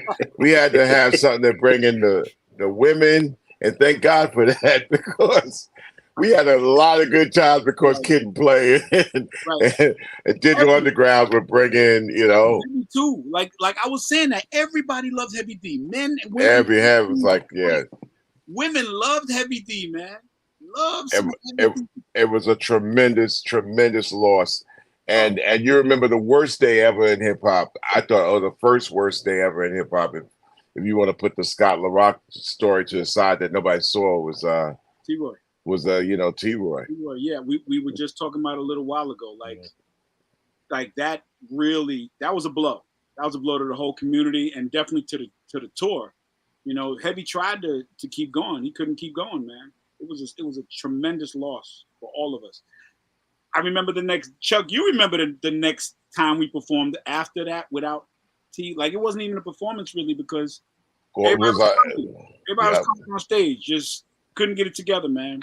Do you remember me at the beginning of the tour, like kind of like being the counselor and kind of like, no, security means no playing around here. I was like kind of like the old uncle counselor, and I was like a little mean in a way. No, man, we're not having this. You can't play. Take it to your hotel rooms. Keep that out there. Keep it inside your rooms. We're not getting kicked off this tour. And I was like that. And when I started to like lessen up a little bit, and you know, I mean, not you, Wiz. I'm not gonna blame you, but Kid and Play and Heavy D and the boys was having the fun. And the thing about young people having the time of their lives, man. Y'all are having the time of your life. And I got lax a little bit after we got to Saginaw because remember Troy took off 2 days. He pulled some muscle in his chest. Remember that? Right. And it was just and then I saw Troy in Saginaw, and he says, "Yeah, I'm gonna give it a go this time." I said, "Well, you did what? You pulled a muscle in your chest?" And I touched his chest like, "Really? And you was out for 2 days?" Oh, you ready now? You a man now today, right? You start laughing and shit, right? So we did Saginaw, and the next night was Indianapolis. Right. Yeah, man. And then we went on, you know, I saw them clowning around a little bit, but then I was like, man, fuck it, you know. Right. We went on, Hev got off. We went on, and I was like, whatever. But when I got off, all I saw was faces like, I was like, what's the matter with y'all? What's going on? Nobody would tell me anything, but they just pointed over. Mm-hmm. And I was like, yeah, it was rough. And on my watch. For y'all that don't know, like that arena, the backstage was elevated off the street. Like it was like a floor at least 20 feet up. You know? Well, it was a long ramp, but it was remember that long ass ramp? So you really, it was an optical illusion because you really didn't know how high up you were because that ramp went like 100 yards, man, all the way out to the parking on both sides. So you didn't know, and it apexed at the top of the back of the arena stage. Right. Yeah, man. So, you know, were you there? Were you there when they was pushing the car around? He actually fell. I came out when they were putting him in the ambulance. And it was not good, you know, like it was just terrible, man. That whole memory, like he started having a seizure. Like I don't even like to think about it. Yo, bro, listen. Tell me the truth, because this happens with me. Every time I hear Pete Rock and CL Smooth, right? Do you think of that? Yes, absolutely.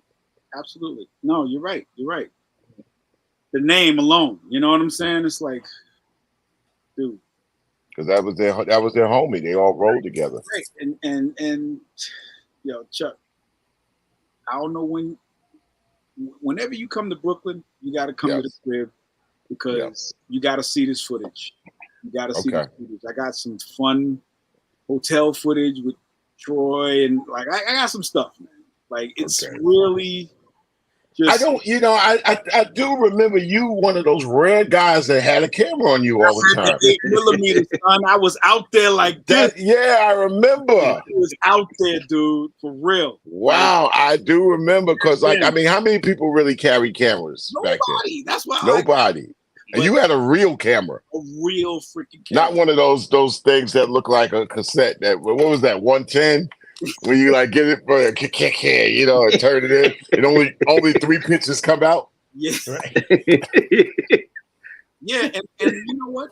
I don't even know what gave me the urge. I just felt like I needed to see stuff over again, because I mean, I started that maybe at the new music seminar when they was doing the new music seminar. Like I think I had a big VHS one at first, but then I got the 8mm one for the road, and I was just catching everything, man. That needs to be a book, Wiz, man. I got a publishing company in Brooklyn, and hey, man, it need to be a book. Let's Your do it, pictures. Man. Set up the meeting, son. Let's go.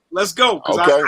Like you said, who gonna tell my story like me? And you helping verify everything. You have sparking my memory for stuff I might have forgot. Yeah, that's how it goes. For real. I'm with it though. I'm with it. Yeah, man. I mean, dude, I was telling the guys earlier about the Turnout Brothers in Queens. Oh yeah. Wow. And the legacy. Like, people don't know I was the DJ for the Turnout Brothers in '82. Like, nobody knows. Like, no, unless you were there, like Chuck, only people like Biz would remember, Master Ace, they were singing the routines. Yeah. There's so many unheralded folks, and that's why we set up Rap Station. I don't know if you're familiar with Rap Station. Absolutely. We do the You Don't Stop show. We really curate, and now I started the world's first cultural app with Bring the Noise app.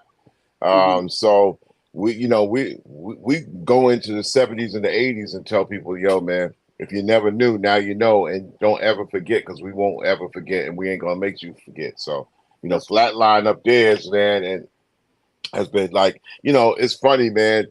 Flatline the other day saw a post. Tell him, Flatline, saw a post about, I think it was Ninth Wonder, and everybody is just, we understand, but Flatline's been parading new songs by classic hip hop artists for like 20 years and 16 years on a radio show. He's done 800 editions of, 700 editions of them there. Almost 700. And his whole mantra is new songs by classic artists. So I mean, from Mikey D, Mikey D, right? So I mean, cats like that who finally are getting a spark because we curate. So when Ninth Wonder put that up the other day, I immediately pointed out Flatline. I said, dog, you my guy, but yo, man, my man is not only the buck stops with him, he is the master curator of making sure he keeps names alive and lets you know that names are doing it right now. Right. I love that. And earlier, I'd say like the late 2009s, 10s, when I came back from LA, I was DJing for Dana Dane. And Dana was in the studio all the time, like doing stuff. Him, Chub Rock, everybody was like, since back then, everybody, like, I see these artists making new music. I know Dougie got some new music out. Yeah. I just love the fact that Wayne Style, you talk about Mikey D. First of all, does Mikey D not deserve more props as well? Because this guy, first of all, that legendary story with him, come on, man. Come on. Like, this should be in the museum alone. Just that little segment of his life and career with the belt and the new music, all of that stuff, man. Yep. Come on, Queens again. It's Queens. You understand what I'm saying? Don't sleep on Queens, man. Please. What will you do, Wiz? I mean, tell us about your recording projects, because you always known a bunch of cats and done productions, man. Like, how do we like shine light on your production skills and this day? I'm getting back, Chuck. Like, I've been out of it for so long. I just been living. I was telling the guys, I've been working for the city for 17 years since I moved back from LA. But I'm still DJ Whiz nights, weekends, and whenever they want to give me a check. Right. I've been doing. When I moved back from LA back in the end of 2005, I was working with Tommy Davidson for like 6 years out there. Mm-hmm. But when I moved back here, all of the lanes were full. Like, I couldn't get a gig nowhere, man. It's like everybody had a show on Sirius. I mean, everybody and their mother had a show. Right. I couldn't get a radio gig. So I had to create a lane, and that's when I started doing the video mix party down at M15 downtown. And I recruited Ralph McDaniels, the Awesome Two, Dana Dame, my man Big Sed. Everybody know Big Sed. We started doing this party downtown, and I was doing the video DJing since 2006. So they closed in 2019. Right. And we made a home for hip hop in New York City. Kool Herc was there like every week. Melly Mel, like it was home for us, Chuck. Wow, it was home. Right, like literally, all of my heroes came to party with me. They came. I had Ralph. Everybody and their mother loves Ralph. Right, right. Ralph, we might not exist. None of us might not exist if Ralph didn't put us on TV to Ralph would do video music box, and people would, bootleg video music box VHS and spread around the world. We're stars because of Ralph McDaniel. So Ralph agreed to do this party with me, and we kept our culture going in those times where people weren't giving us no props, because at that point in time, nobody wanted to hear from our era. Nobody cared. Nobody cared. So that party was to pay homage to whoever knew about us, or if you wanted to learn, people came. We didn't even charge admission. It was just come party. Wow. Come party. And it was a party. It was a dope, fun party where you'd see video footage. Ralph is the king of videos. Right. Play stuff and be like, oh my God. Either I never seen the video or I forgot all about this video. Right. Yeah, it was a beautiful thing, man. So that I was doing that for 13, 14 years, man. Did you document those? I mean, you had videos on the screen, but did you have to document the gigs? Ralph documented a lot of it. Ralph did. Because, that's what, how Ralph That's what Ralph does. With shout outs and just going around talking to people. Ralph got over that. And then a lot of other people, because, that was the time where there were a lot of independent people just coming in with cameras and recording stuff. There's a lot of footage of our events, And it's so funny you asked or brought that up, because Red Alert is a big supporter, would be there all the time. We do Red Alert's birthday party every year at the venue. And Red had called me earlier this year and asked me if we ever thought of doing a documentary on that party. Because it really was, there was nothing like it. And it was the home for us. Like, all of the legends were there. Like, everybody. Yeah. Kaz. Wow. Yo, I had a birthday party, and you want to talk about fanning out? I had a birthday party, and I had Melly Mel, Grandmaster Kaz, and Master G, and Kool Herc on the stage behind me, singing Rapper's Delight, and like they were just at my birthday party, and I'm like, wow. Right. Please let me do somebody. Right. Can't be real. Right. Grandmaster Kaz. That's Melly Mel. Right. And I actually have footage of that. Okay. All right. I can share that with you. Like, yeah, amazing. Man. Amazing. And everybody was in the house too. Chubb Rock was there. Big Daddy Kane was there. and everybody just hanging out. Beat Nuts, Moni Love. Yeah, it was just a house of love, you know, like hip hop love. Like I said, it was free. Like Right. Evil D was spinning. Wow. Love Starsky was spinning. Wow. D-Nice was spinning. All three of them on stage at the same time. D-Nice, Love Bug, and Evil D. Wow. Letting it go. Yep. Wow. Yeah, like I gotta send y'all the foot. I'm gonna send y'all that. It's. I think I put it on Vimeo because one of the independent. This guy had an independent TV show, and he was just in there, and he sent it to me. I'm like, oh my god, like just amazing, amazing, man. I don't think he knew what he was catching. Yeah. Yeah, man, and just we had several times like that though. We had. I think the last time UTFO performed as a group, they did it at that venue. Okay. Wow. Like, just amazing moments. Yeah. How did you persevere through the pandemic? What was the pandemic for you? Oh, it was horrible. But I mean, you know what?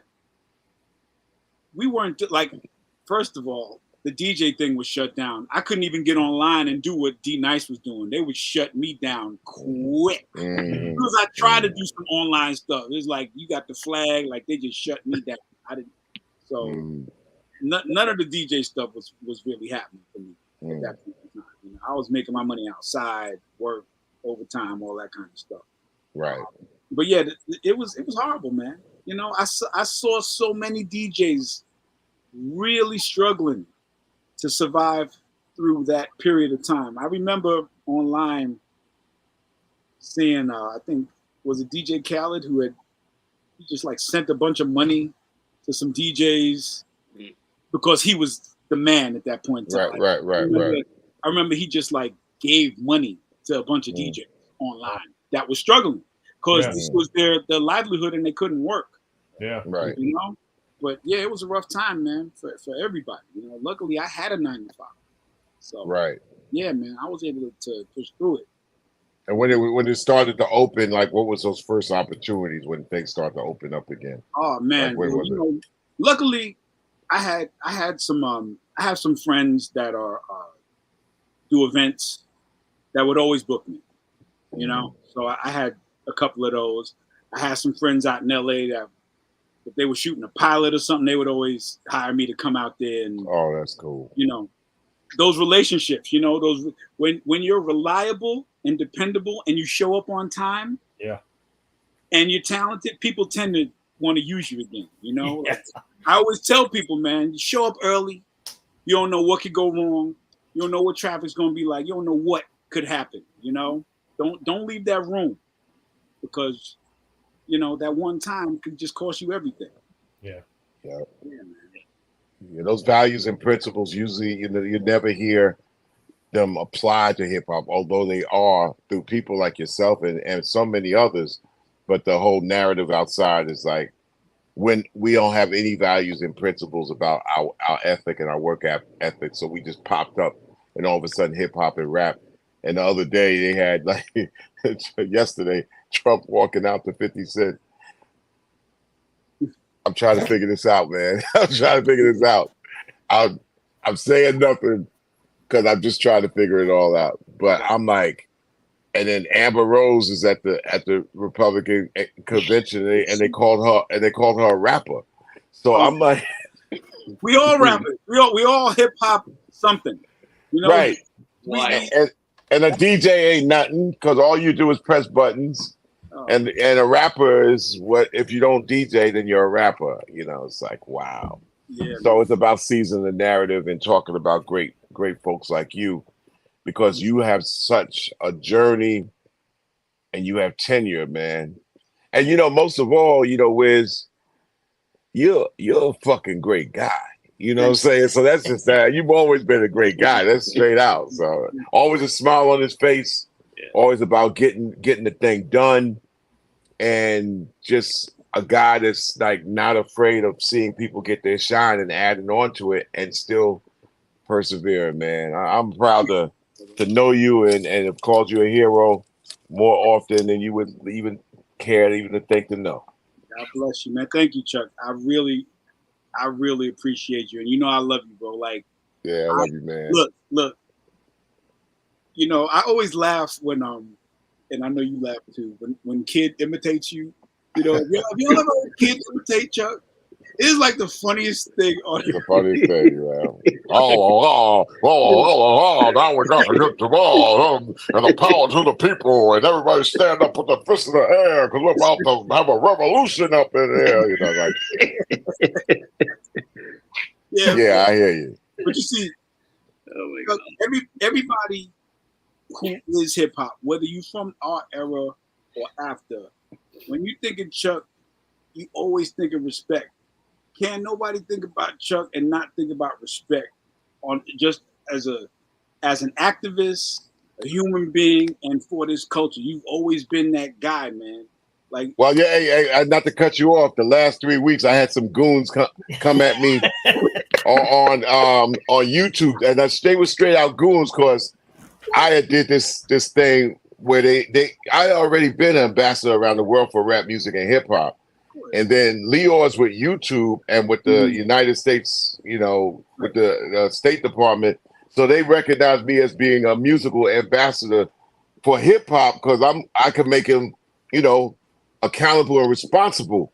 Because I feel like it's on my watch. And every time I don't feel like it's on my watch, then it goes spiraling out of bounds, whether it be what T-Roy or whether it be, you know, just like, you know, gangster overload, but, you know, good cats, you know, you don't hear about it no more. So I said, yeah, I'm going to get in and make government, technology, and industry accountable and responsible that we have our own narrative.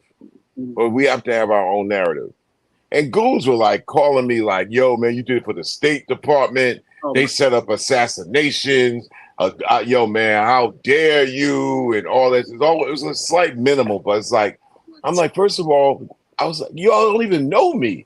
Not even you don't know me. You don't even, other than fight the power, you don't know anything I've done, man. You don't even know who I know. Yo, what? And they didn't even, they were like, they wasn't even 40 yet, right? Wow. And that's the thing about it. So I said, you know, I got more people that will say, you know, I'm about this and about the music, the art, the culture, hip hop and rap, and people such as yourself and everybody on this panel to be able to give the peace, love, and understanding and wisdom and still do this music that brings a smile to people's faces, man. And I don't speak the language of bombs, bullets, and bloodshed or the art of war and all that crap. I talk about the war of art, man. And these guys didn't get it. But, you know, I dissipated them.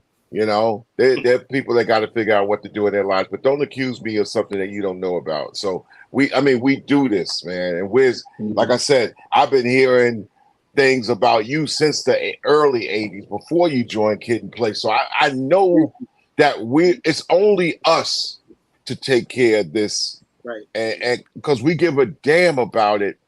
There's no ulterior motive, man. There ain't no ulterior motive to do this and love it so much, because you don't even know if it would ever reward you. That ain't the reason we do it. We don't do it for the reward. Yes, agreed. We do it for the soul. Yeah, we like to make a living off of things. Right. But we don't come into this like, okay, we're going to get into this to make a killing until it falls off.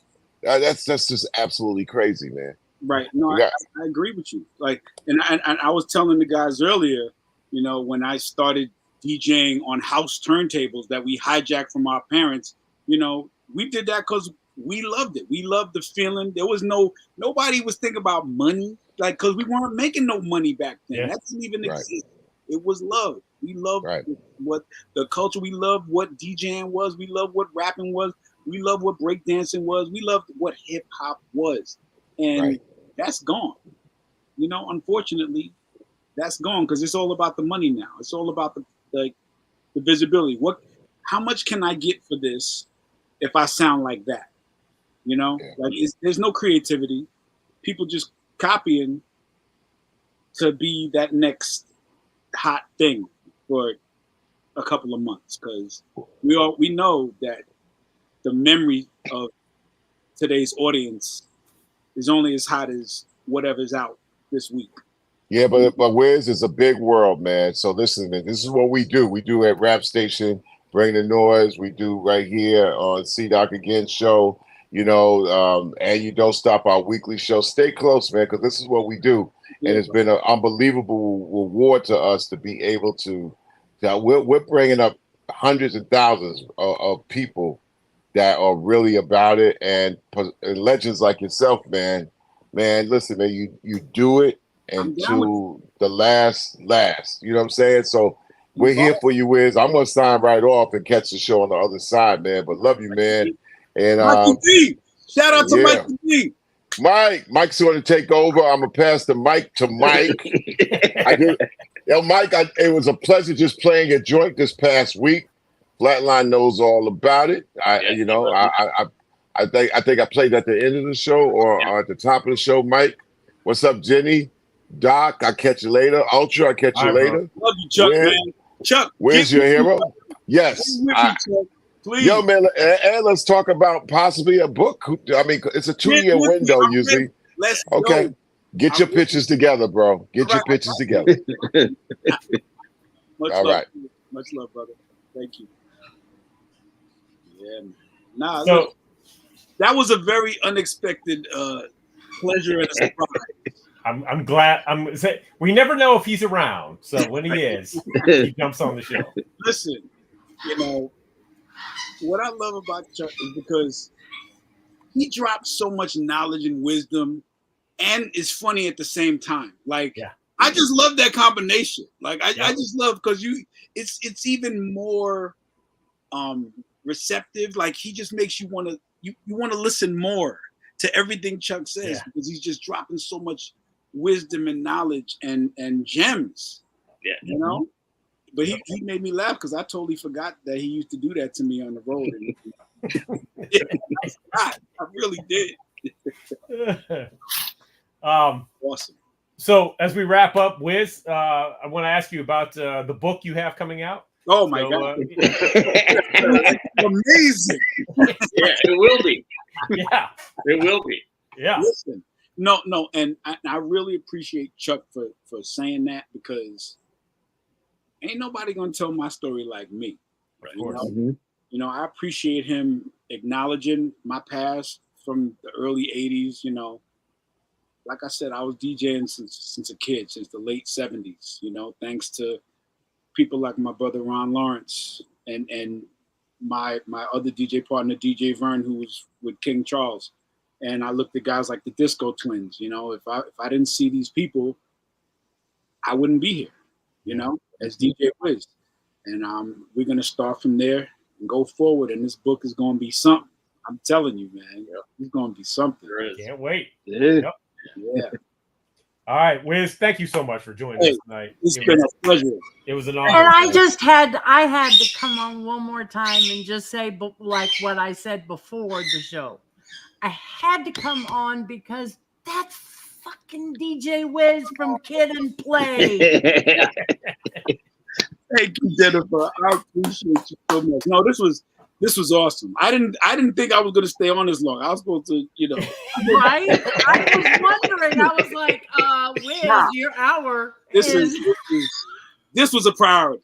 So, well, first of all, I talked for like 50 minutes. So no, man, we love it. We love it. But I want to know, Wiz, where the hell is Herbie?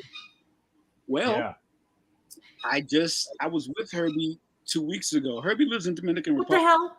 Herbie lives in Dominican Republic. Wow. Yeah, he got a couple of bars down there. He's on his way to build an empire down there. Wow. Herbie's still alive and well. Yep. That's so dope. He's good. I used to sit at the radio station, and the minute something came across that was Herbie Lovebug, I was like, just give me.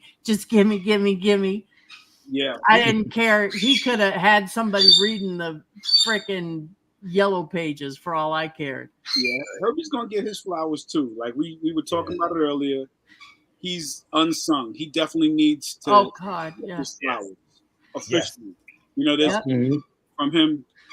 Thank you so much. Thank you so much. Yeah. Dre Mays. Peace and love, man. Thank you so much. But yeah, it's time.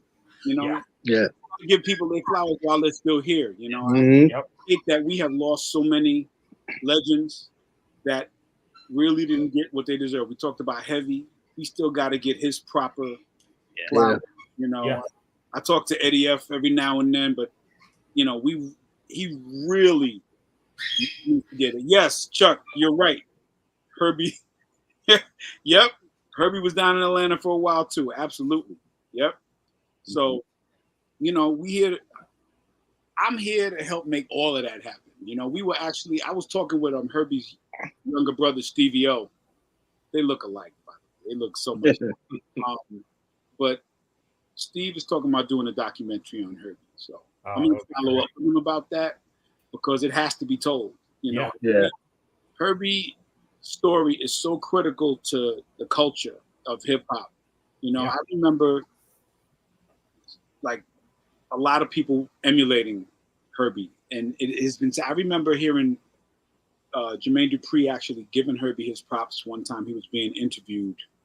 I think he was in Philly for something, and he was on Power 99 being interviewed by somebody, and he gave Herbie props, and basically said he wanted to be like Herbie. Mm. Think about it. Yeah. Jermaine Dupri. Yeah. Absolutely. Yep. Totally makes sense. You know? Yep. And you know, look, Herbie was the prototype and the original. Right after that. Yep. Absolutely. Yep. It's gonna get told. It's gonna get told, man. This was great. I appreciate y'all letting me thank you, man. rant. Anytime. Come back Yeah. next week. Yeah. Chuck gotta come back too. Chuck, you gotta come back for part 2, but Chuck needs to come back after he comes and sees these videotapes I got. You know, see these tapes, then we'll do the show again. Yeah. That sounds like a plan. Yeah. All right. Yes. Thank you, Whiz. Whiz, where can people find you?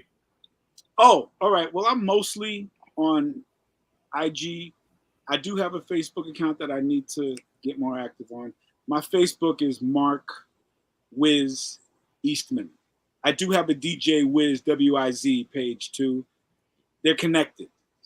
I just got to get on them more. So Facebook, Mark Whiz Eastman, EASTMOND. And on IG, it is the real DJ _ WIZ. Whiz. The real DJ _ WIZ. All right. Yep. Anytime, sir. You're welcome back, please. Thank you. And the DJWhiz.com. The DJWhiz.com. That's my website. Okay. Definitely. Okay. Ladies and gentlemen, DJ Whiz. Yeah. Man. Thank you, sir. Thank you. Thank you. That was Yep. Let's go for another 5 hours. I know, right? That was great. Yeah. Also joining us tonight, she got her start in classic rap radio.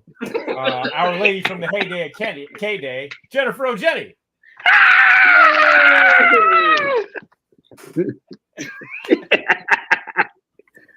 You're all goofy. We are. We are. Flatline. Was there a new show tonight? There was a new show last week, and there'll be a new show next week. Okay. Yeah, but this last week's show, it's all new. Every single track new. There's been a lot of great shit coming out. A lot of great shit coming out. Yes. If I do say so myself. Yep. Yeah. So. A lot of great stuff.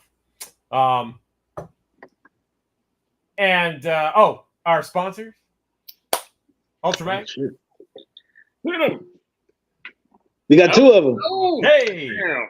And I just remembered, Hackensack Brewing. That's the first time I met DJ Whiz. I met him at Hackensack Brewing. It just came to me. But we are sponsored by Hackensack Brewing, who makes that beer down there that my brother Flatline is holding up, Auga. Definitely check out Hackensack Brewing. I think there's an Awesome 2 event coming up soon. We'll keep you informed, but check out Hackensack Brewing, Awesome 2, Auga. Check it out. Word. And the show is also brought to you by the Spit Slam Record Label Group.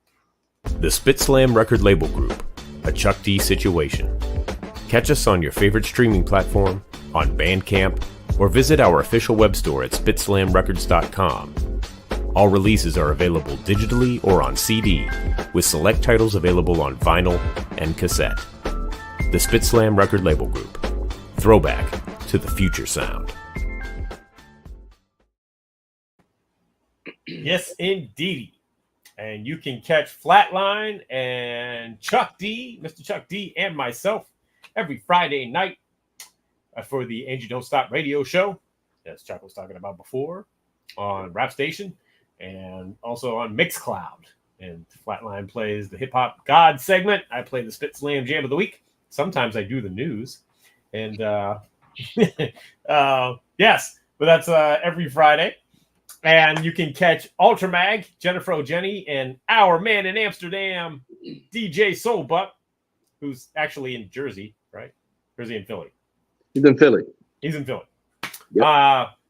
That just doesn't rhyme. I'll figure that out at some point. But anyway, you can catch them every Sunday night right here on Channel Zero, 8 p.m. Eastern Standard Time for the mixtape, where they play the music of our next upcoming guest. And who do we got coming up next week? Let's see. If I said the Stet Funky drummer, one Mr. Bobby Simmons. Bobby Simmons. Bobby Simmons. The original hip-hop band funky drummer himself. We'll be talking to Bobby, I'm sure, about their new record, among other things. Yep. What's the name of his show? What was the name of the video? Flavor Videos. Thank you, Flavor Video. Yep. Yeah. Got lots to talk about with Bobby Simmons next week. So yeah. Yep. And yeah, Antoine will be there 8 on Sunday. Okay. I want to thank everybody watching live, everybody watching on the replay, my co-host, Ultramag, Flatline, JOJ, our pop-in co-host, Mr. Chuck D. And please, if you like the show, like and subscribe. Follow us on Instagram. Download the Bring the Noise app. Although, Chuck did a nice little spiel about that. If you don't have it, go get it. Follow Ultrabike 7 so you can see all his culture clips. Check out Flatline's Hip Hop Gods radio shows on Tuesday nights. Except next Tuesday at 9 p.m. when you're watching us. Yes.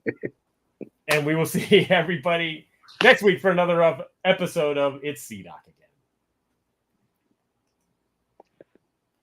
Batman. Oh, my God. You know what Batman means?